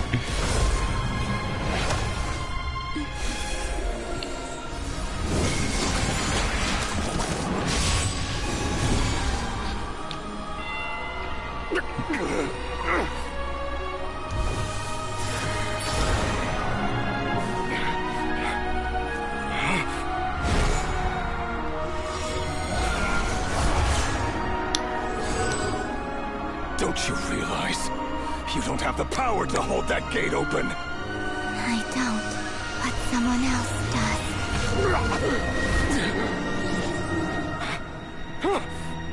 Goodbye, Rerir.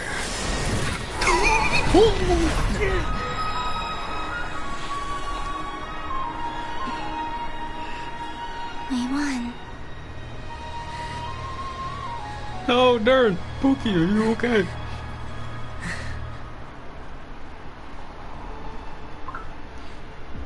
Oh my god, I'm concerned for everybody's safety. Mr. Rerir is like dead now. Will he become a weekly boss though? Is that when we get here? Because if so, that'd be sick.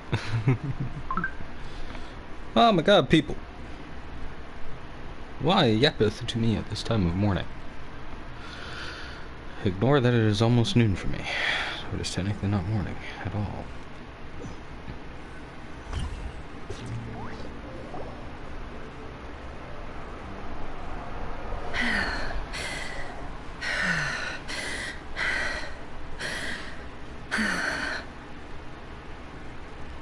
Is there anything we can do for Nefer's eyes? Nefer, how are your eyes?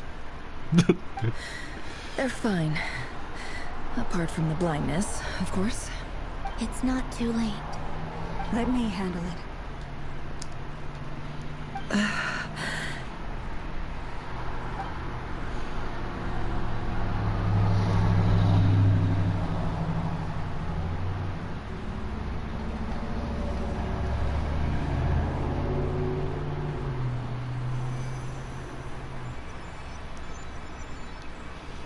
Miss Nefer, it's not like you to lose your composure. That was the most reckless thing I've ever seen you do. Reckless how? The situation was critical. Our lives were at stake. We had to do something. Even so. Okay. I guess you're right. Under the circumstances, it was a wise decision. You traded your eyes for an incredible victory. In business terms, I suppose that's a huge return on investment. I'd be hard-pressed to argue otherwise. Still, I don't like this outcome, and I don't want you to lose your sight for good. People suffer when they make sacrifices they shouldn't have to make, whether that means faith, strength, or in this case, your ability to even see. I had hoped you could win without sacrificing so much as a single hair on your head.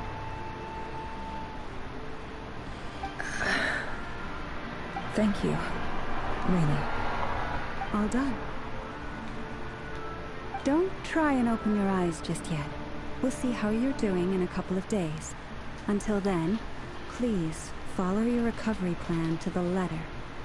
The anonymous little fucking flickers that I get sometimes. I'll send full details through Yehoda. For now, just get yourself home, relax, and rest. My dear friends, we have fought bravely and achieved a spectacular victory. A dark cloud has been lifted from the skies of Nordkrai. All in this land will be grateful for what you have done. Also, that was such a fucking badass ending. Rear noticed at the last minute. It's just goodbye, Rear. Just. The moon will remember this day. Thank you both. This your best friend, who's basically could be like a brother to you, familiar. You throwing you into the fucking moon dimension. Oda shows up and helps Nefer get home, and you, of course, have Paimon to escort you back. It's a lovely scene, though. I do want that as a screenshot.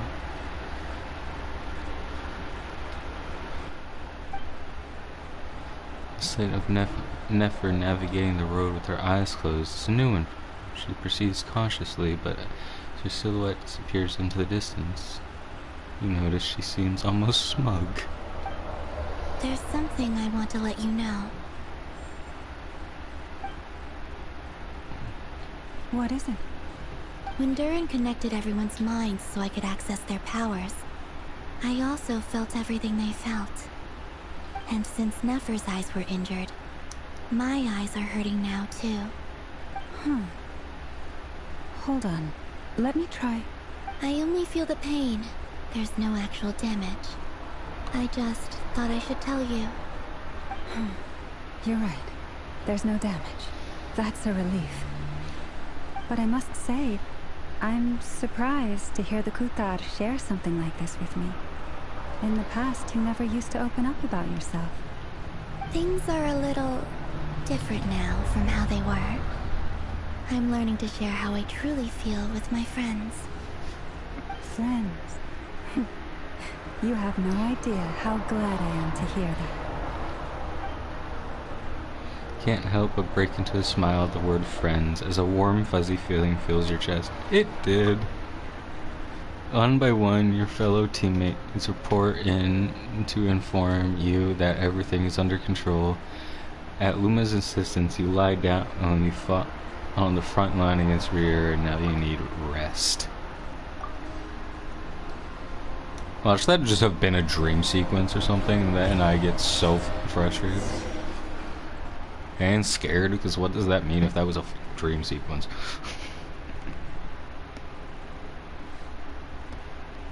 Honestly, that means Dane had the biggest power in a fucking dream sequence.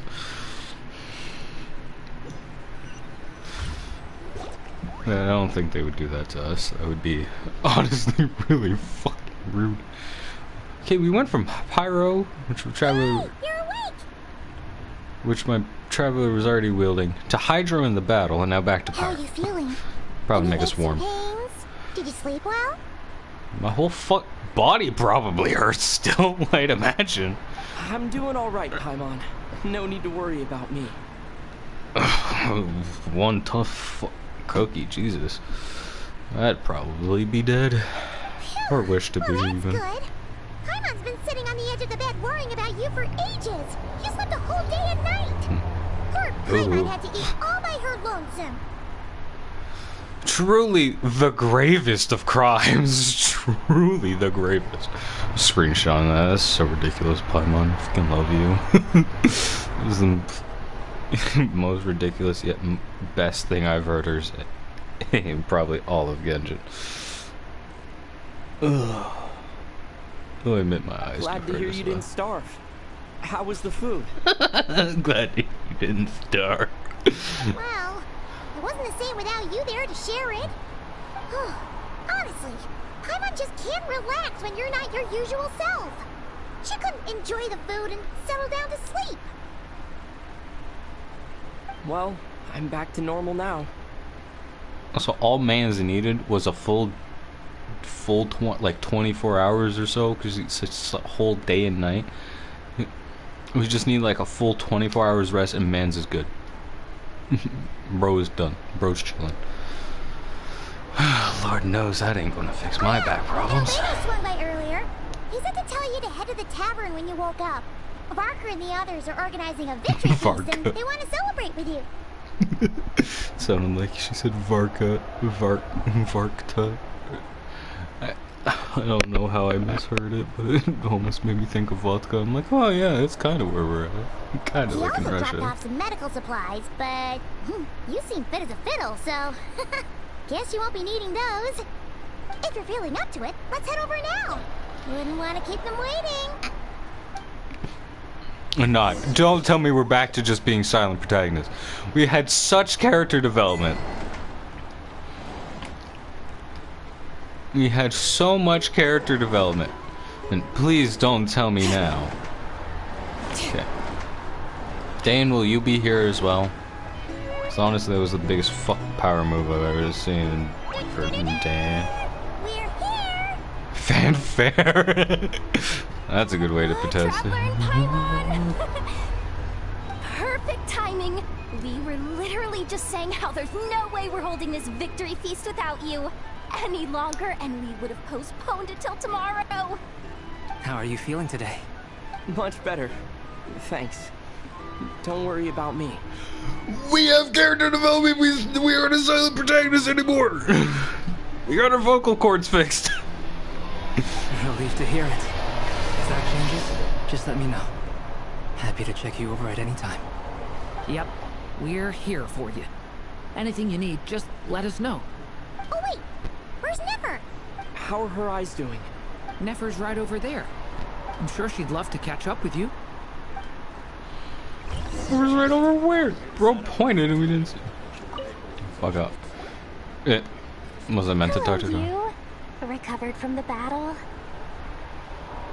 Thanks. Come on, Touchy dance. Of course I'm gonna ask. I care about my friend's well-being, and we are friends, aren't we? More like you're friends with my bag of Mora. Drink, you've more than earned it. In fact, today, your drinks are on me. Lord Sangamabe's got you covered. I'll take everything. Wow, Get me plastered. Has she earned it too? Has she? Please? Well, you haven't been through quite as much as the Traveler, but... what the heck, sure. Okay, this maybe does have to be a fever dream. Ain't no way Dory be that generous. Hey! Wow! Drinks on Dory! What a historic day. Traveler get absolutely plastered. Hey, keep your voice down, or everyone else is gonna want in too. You... Have you heard anything I've been saying recently? Doing business in Nodcry has been an absolute nightmare. She grew, she got taller. Okay. Paimon will speak more quietly. Jeez. That's more like it. Don't you forget, Lord Sangamabe doesn't just go around buying drinks for anyone and everyone.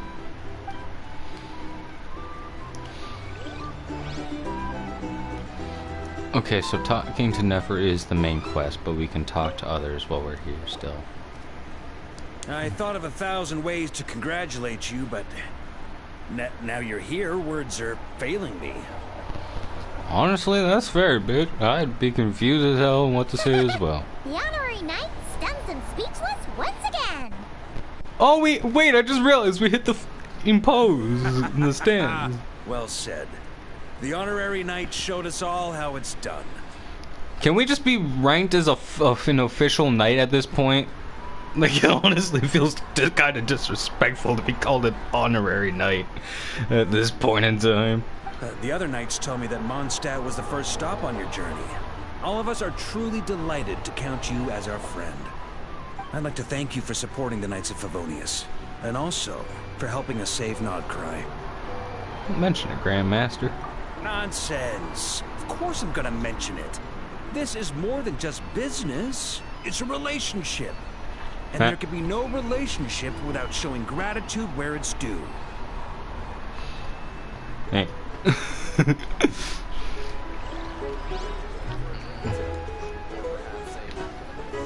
Okay, can I talk to them again? I can, okay. Oh, does it start the full start of thing again? Okay, it does.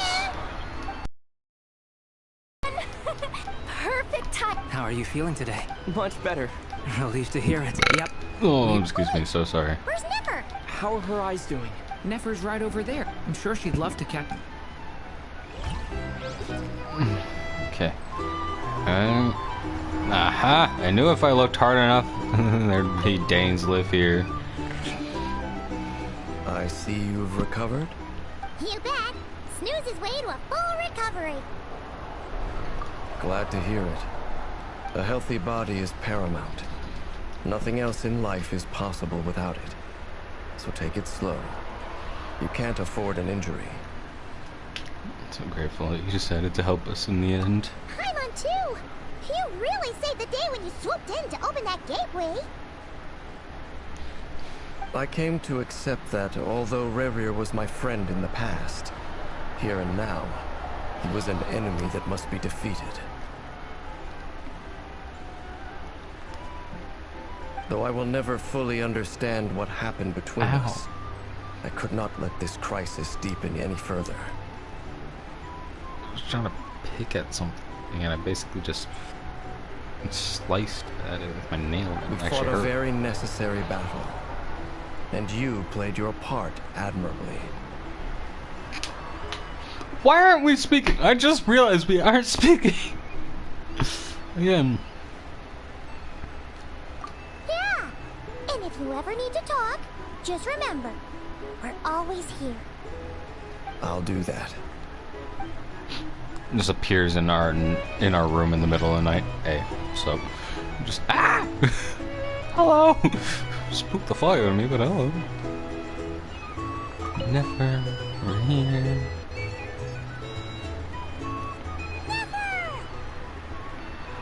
Traveler, Paimon, are you recovering well? Turns out that moon chanter has some real talent after all. My eyes were mostly recovered after just a couple days rest. I can actually open them again now. Yeah, but you gotta be careful. Lauma says not to strain your eyes while they're still healing. Yehoda just appeared out of nowhere. Like a fucking doctor, yes, bro. Thank you. I'm well aware. Yehoda, could I borrow you for a moment? I could do with an extra pair of hands. Oh, sure. Coming. Did you hear that? I gotta go help Lauma for a second. You guys chat among yourselves. I'll grab us some drinks on the way back. Paimon, you still like 'em sweet? You bet. Make it extra sweet, because Paimon's earned it. Sure thing.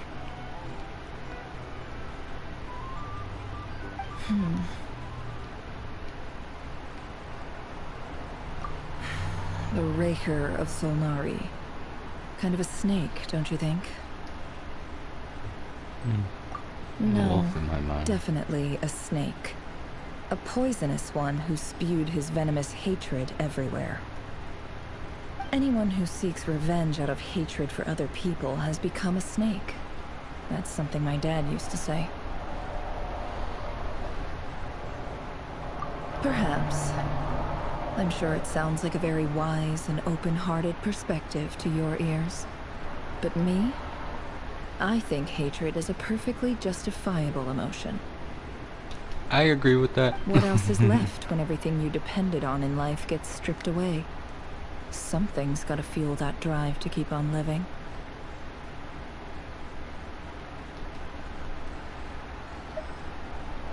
If you're worried about me, you can nip that in the bud. I'm not someone who gets stuck in the past. Nip that in the bud. Oh, I literally heard and read it as nip that in the butt. Nope, it says nip that in the bud, and so did she say It's just... I suddenly feel like I was wrong to call my father a liar. He was Probably. just a fool. That's why the Academia turned their back on him, and why the other tribes ganged up on him. Oh, Father. How much better things could have been if you were a skilled liar. Look at the Ibis King. Thoth is a fiendishly cunning liar. And yet, strangely, he feels more like a father to me than my real dad ever was. He's never brought it up, but I'd bet he feels the same way. Why else would he give me the power to perceive the truth, while at the same time training me in the art of deception? Well, King Deshret banished him to Aru, which is essentially a prison, and posed 3 questions to him. He promised that he'd have his freedom if he could find the answers. His response was to take on a physical form and approach me, hoping that I could become his envoy and search for one of the answers on his behalf. Did he really think I'd fall for that? He's stuck there. He can't make me return what he gave to me.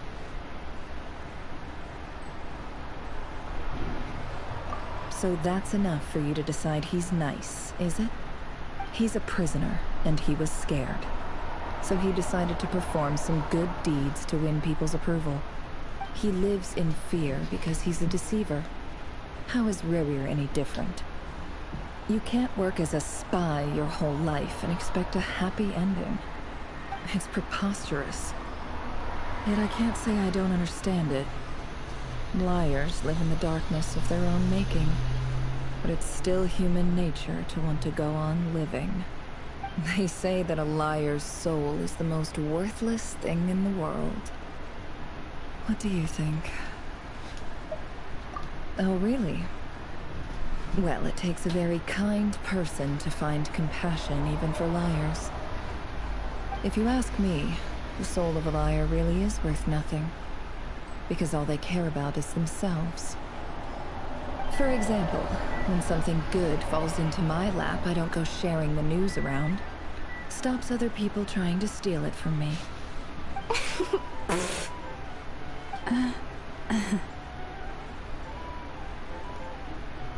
So be it. They have sharp ears. I can't keep anything from them. Wow, is that what it looks like?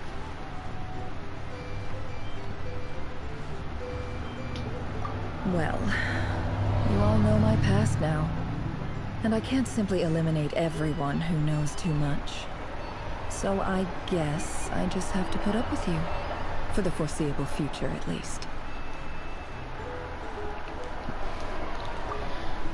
Her hand is clipping through her elbow. I just want to point that out because I noticed that and was like, huh, wait a minute, what is that on her outfit? I've never seen that part before. And I realized that's her fucking thumb. When you find yourself in a situation you can't control, the safest play is to keep calm and start monitoring everyone involved like a hawk. In the intelligence world, you need to have a sense of perspective and play your hand accordingly. If you understand what's at stake, please ensure my secret is safe with you. I trust you'll respect my wishes as a friend. But don't forget, I will also be watching you like a hawk. Sure. Very good. Oh wait! Now that the panic's over and we've all calmed down, Paimon suddenly remembered something. After all that build-up, our mystery ally never showed up even once.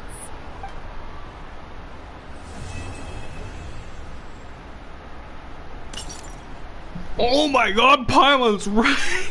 Huh? Am I imagining things? Nefer, you are not. And I need to know what the f just happened outside that door. Or inside that door.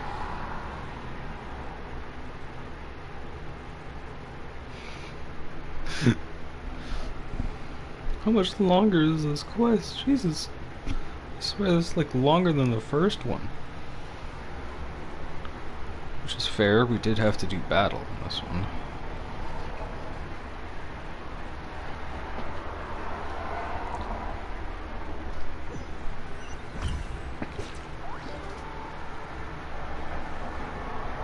So, that close colleague who stayed behind with you? What's he been up to recently? Don't know, don't care. I get more normal human interaction from hanging out with Bosco 2 than him. Oh my god, it's the Torre.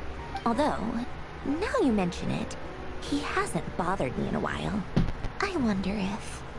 If he's disappeared without a trace, it's the biggest gift he ever gave to the world. But I somehow doubt that's what's going on. I like how they're having a tea party on top of the design bureau, right next to a local legend that we fight. He won't lie low forever. So we'd better stay on guard. Please tell me they were talking about Dottore, because that's my guess and I want to feel smart.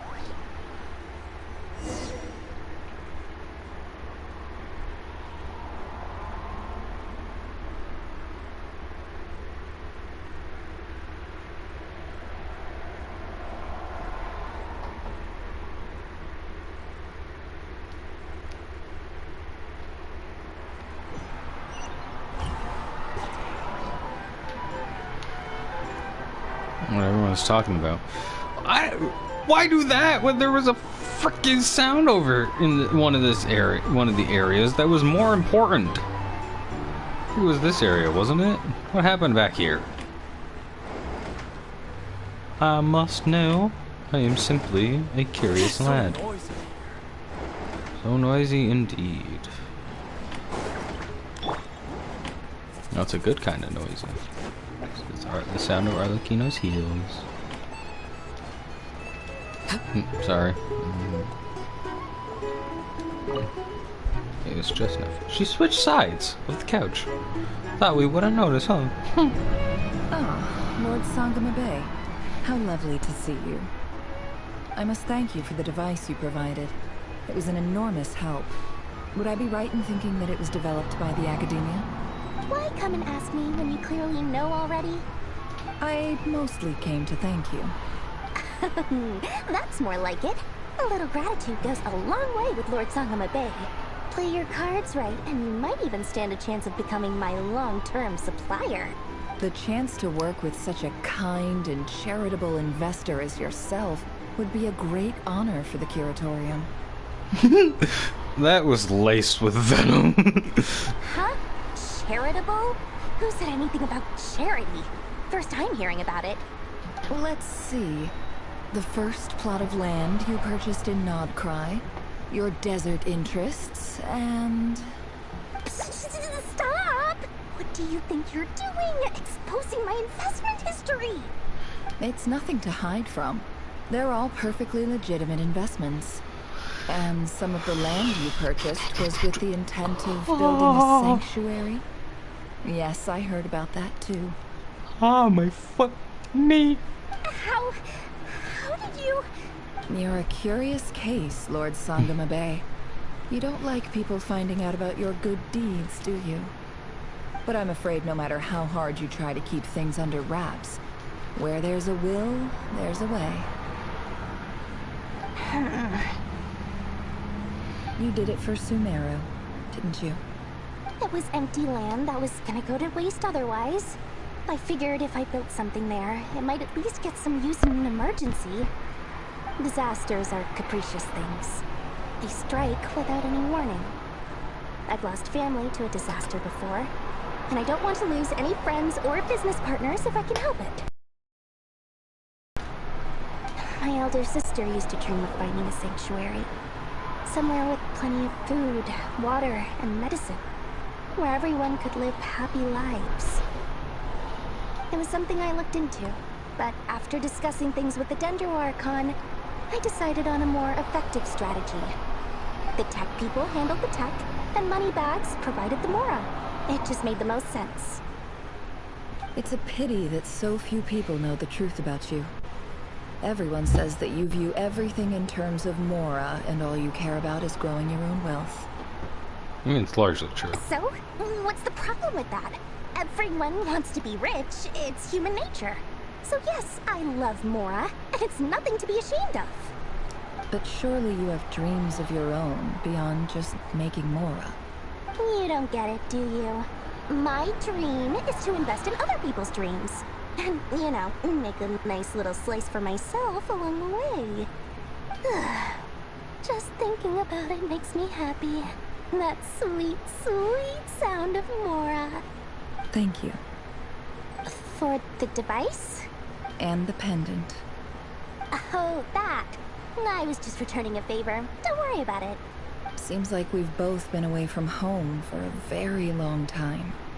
Yeah. So long that I barely remember what my family even looked like. That would be your mother, father, and sister? Yeah, though it's been years since my sister passed away.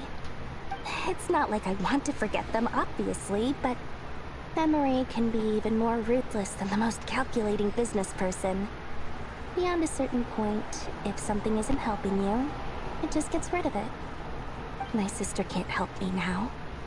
Slowly but surely, her face is fading from my mind's eye. It's become a vague impression. Not everything will fade.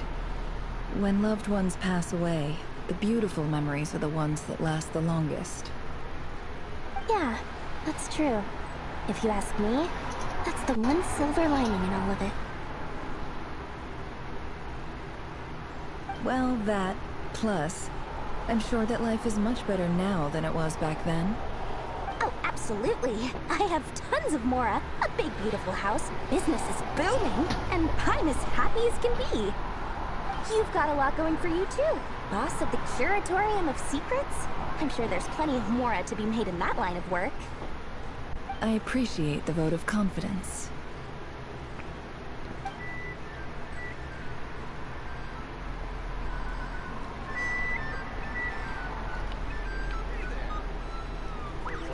Days have disappeared.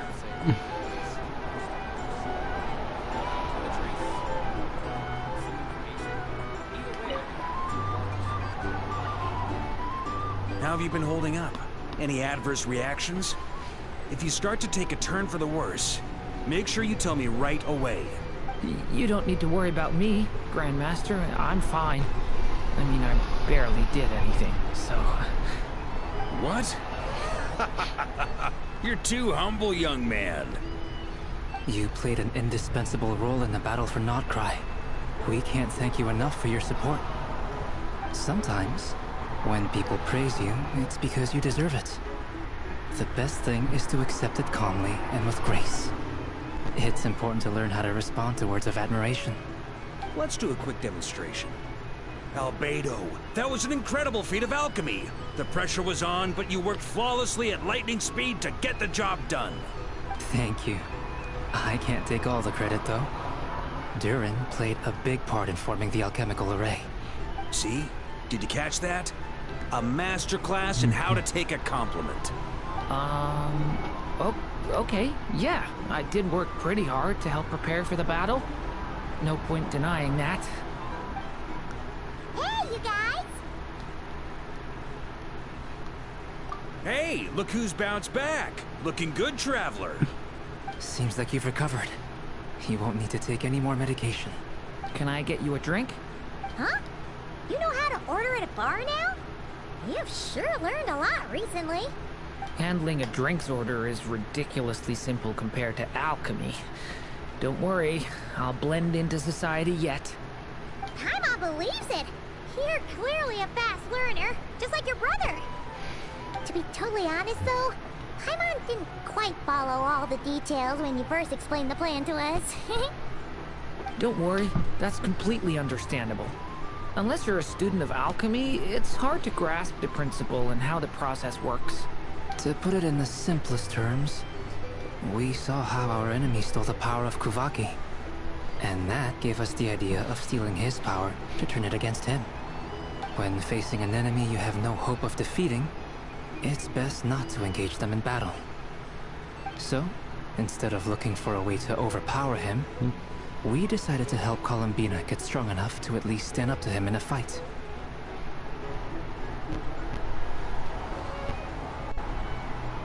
For this to work, we had to analyze his modes of attack, confirm who his main target was, and make sure that he wouldn't go beyond the range of the alchemical array. For added security, we prepared a total of 4 arrays. But to mitigate the impact of the battle, we identified one location in particular as the ideal spot, which is where the confrontation took place. The alchemical array absorbed his abyssal power. Then Durin processed it to render it usable by Columbina. That power enabled her to do what would otherwise have been nigh on impossible. What surprised me was that Dainsleif actually agreed to join us. Given his history with Rerir, he had every right to sit this one out. But we're extremely grateful for the decision he made. It must have been a painful choice to make. But I'm sure that making a decision was far better for him than staying in limbo. Absolutely. He was torn between 2 paths, but in the end, he made his choice and stuck to it resolutely. He doesn't strike me as the sort of person who'd stay trapped in limbo for long. Anyway, however you cut it, everyone gave a stellar performance. And now, it's time to kick back and celebrate.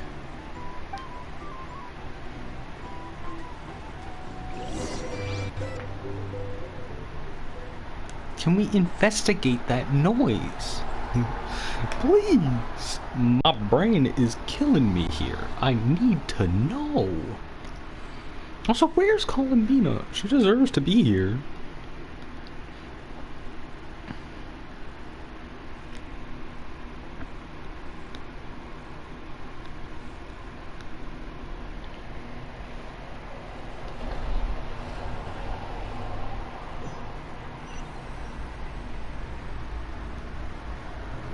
What the hell? That's the only reason you're here. Yes. I've thought a lot about it. And I've realized that you, me, and Arlecchino should be friends. I think this is very important. So I felt I had to come and tell you. Well, this is a new one. I'm so moved. I can't even hold my teacup. If that's all, you can leave now. Do you not want to be friends with me? Or is it that you prefer being co-workers? What is this, Columbina? Are you deliberately testing my patience threshold? Right now, my politeness module is active. But if you say another word, I swear I'll shut it down.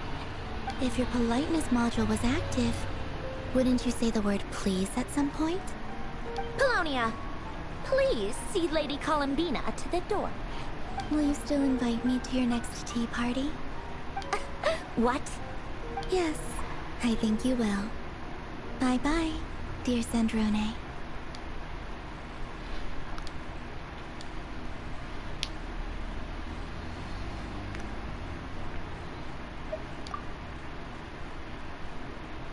Last time, the Wild Hunt escorted you out. Would you rather I handled it myself this time? We just wanted to, see how you were doing now that it's all over. Why? Out of concern for my safety? I hope you didn't seriously think that the Ray here of Solnari would be able to lay so much as a finger upon me, given how prepared I was. Mostly because you kind of helped us out, so we just wanted to check you were okay. Looks like all your robots are fixed, huh?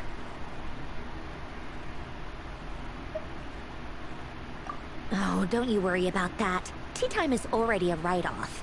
The visitor before you managed to kill my appetite. If you're in the mood for tea, go ahead and help yourself. Otherwise, it's going to waste. My coasters are still missing in action, though. Use this notebook instead. Whoa! Pretty hefty notebook. Look at all those calculations. You can ignore those. They're just dumb scribblings. I doodle and write in my free time. Sometimes I remember the distant, dreamlike past. Sometimes I imagine the far-flung future. And other times, I grit my teeth and note down all the crazy nonsense going on in the present. Some people do the crosswords in the newspaper. This is my equivalent of that. Trying to predict the future is like daydreaming. And writing about the present just makes me furious. The past is my favorite. If nothing else, it's already set in stone, so I don't have to rack my brains trying to figure it all out. Huh. Although, having said that, the only vaguely interesting memory in my past is probably that guy they call Lord Artificer. Who else? Pretty much all the mecha and Fontaine are his personal handiwork. Wait, are you saying you know him? Like, personally? As a friend? I mean, I guess we were friendly enough. Yep. In fact, I'm probably the only normal person left who knew him at all. We used to chat occasionally back when he was still around. Before he passed away, he asked me to destroy all his manuscripts. I honored his request, but I did read through everything first before destroying them. I mean, I couldn't let the genius of Lord Artificer Alain Guillotin disappear like that. Would have been such a waste. So, that's where the formulas in your notebook are from? I just told you. Those are my equivalent of crossword puzzles. They're just dumb formulas that I solve for fun when I'm bored. Alain's work was like epic poetry. The formulas in my notebook are just silly little riddles in comparison. Not that there's anything bad about them. I mean, at least, solving those riddles isn't going to hurt anyone. Except me, because I lose a few brain cells in the process. Anyway, while we're on the topic, I might as well tell you about what happened to him and his friends. Alain Guillotin had two close buddies, Renee and Jacob. They spent their childhood years together in the Nazissenkreuz Institute. They were all quite competitive, so there was some rivalry between them, but it was a friendly rivalry. But beneath the friendship and the rivalry ran something deeper, a sense of nostalgia for the past. Unfortunately, childhood would end, the prophecy would come true, the apocalypse would arrive, and the future would never be. A mad dream that would normally only capture the minds of lunatics began to take root in their hearts. A dream of saving the world. And if Renee and Alain had been people of lesser wits, that dream would probably have ended up as something for them to joke about in their older years. But alas, they were some of the sharpest minds around. They nurtured that dream with the and it grew into something that ate away at their souls. The first of them to fall under its spell was Renee. Against Alain's wishes, He persisted in experimenting on a mutual friend of theirs to try and save their life. Alain did not approve and parted ways with Renee. It's complicated. Alain wanted to believe that Renee only did what he did for the sake of their friendship. But when he told me about what happened, I could tell he still had some suspicions about Renee's motives. Perhaps the seed that would grow into a nightmare had already sprouted in Renee's mind. Even then. The next time they met, Renee's soul had been completely engulfed by the dream of salvation. His futile attempt to change the tide of fate only resulted in a wave that swallowed up the world, even before the apocalypse came. And although that wave died down eventually, I hear that it just recently came back with a vengeance. As I understand, Renee wanted to live out his dream of salvation once more. But I'm told that the attempted resurgence finally died out for good. At long last, Renee awoke from his deluded dream. Though of course by then it was far too late. What do you think of Renee? Do you admire his transcendent genius? His view that any price was worth paying to achieve the lofty goal of saving the world? Or do you despise him? Dismiss him as an evil madman who wrought havoc on the lives of everyone around him as he pursued his delusional dream? Same difference, really. Just a matter of perspective. What a cop-out. But I suspect you'd have a more incisive and insightful answer if we dug into it further.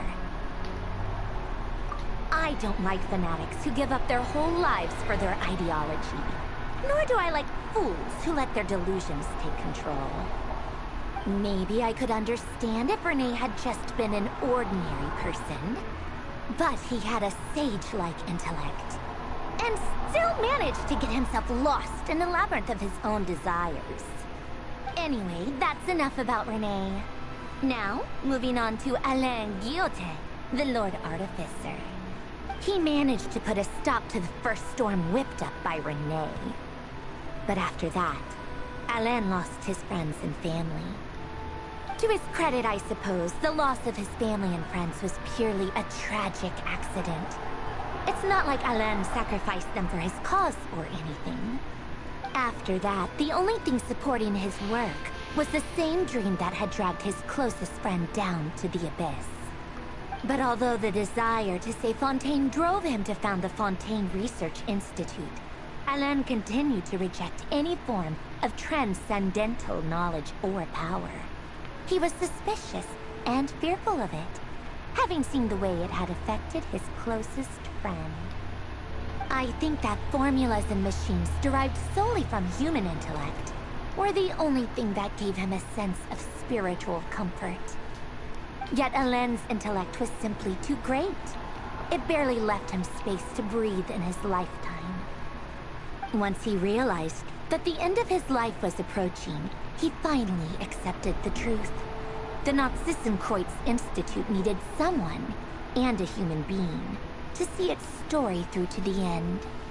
He quit working on his formulas, trading them in for the fairy tales that had played such a formative role in his childhood, but which he barely touched in his adult life. He told me that the director of the Nazissenkreuz Institute used to read those fairy tales to the children as bedtime stories. Apparently, they worked wonders at sending kids off to sleep. I think that all he wanted at that time in his life was to be able to sleep deeply without being plagued by depression. By that point, nothing else really mattered.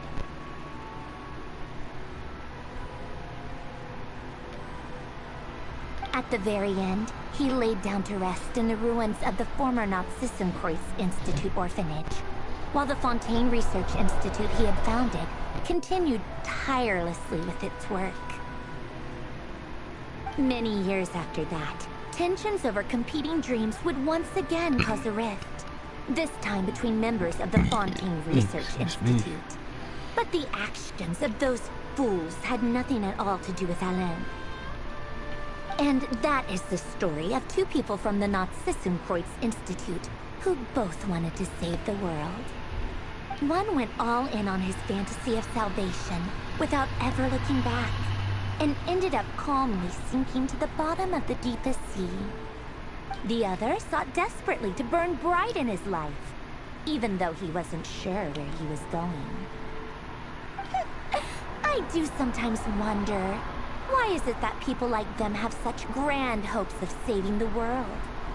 Even the grandest tree starts as a tiny seed. So perhaps, for each of them, their mission to save the world began with a very simple desire: to save themselves.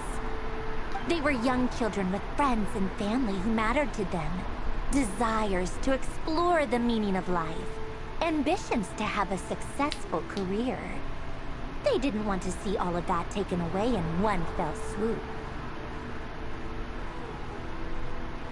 Or maybe they just wanted to find something to anchor themselves within the chaos, to stop them getting quietly swept away by the storms of life.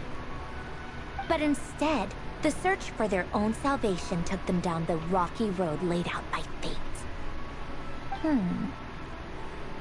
Do you think the desire to save oneself is enough of a justification to try and save the world?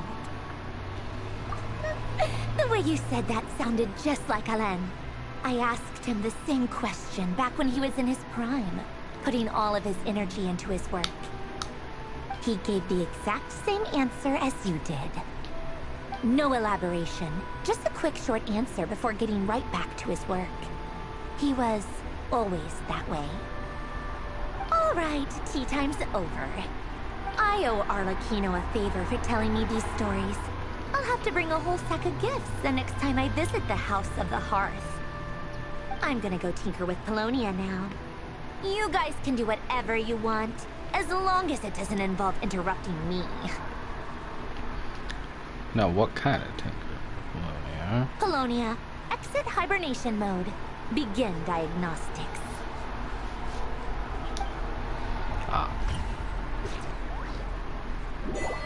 I'm still curious about the crash sound that Nefer heard. That is honestly really interesting, and I want to know. Deeply, deeply want to know. Alright, let me pull this section back up here. There we go.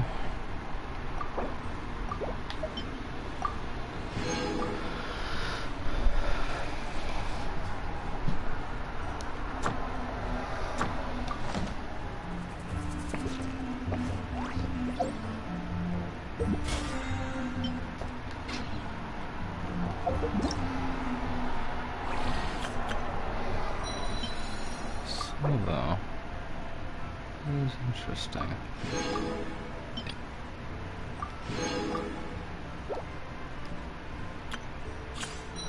Actually, I think I should check if it's actually is. Sorry, I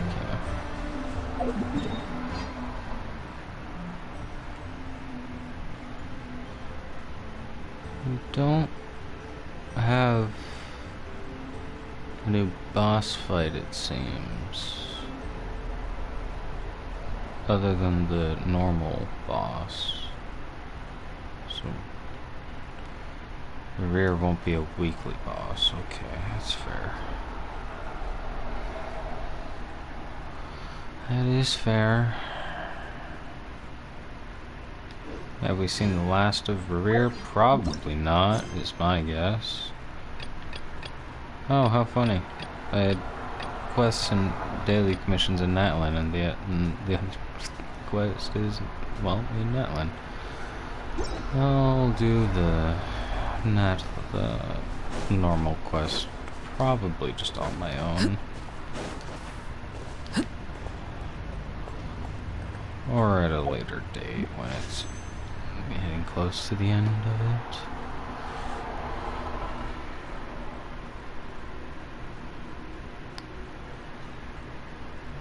Let's do calculations to see what I am at. 5 there, 35, and then 195. I have currently 230 pulls. Ain't that just nice? Yes. I'll inspire for a while. Well, honestly, it is actually kind of a shame. I was hopeful that we would get to have Revere as a weekly boss fight. So I feel like that would be fun to do. It'd probably be the hardest fight to ever fucking exist, unless we fight like the heavenly principles themselves, but or probably the shades and the heavenly principles above that. Above them for hardest fight.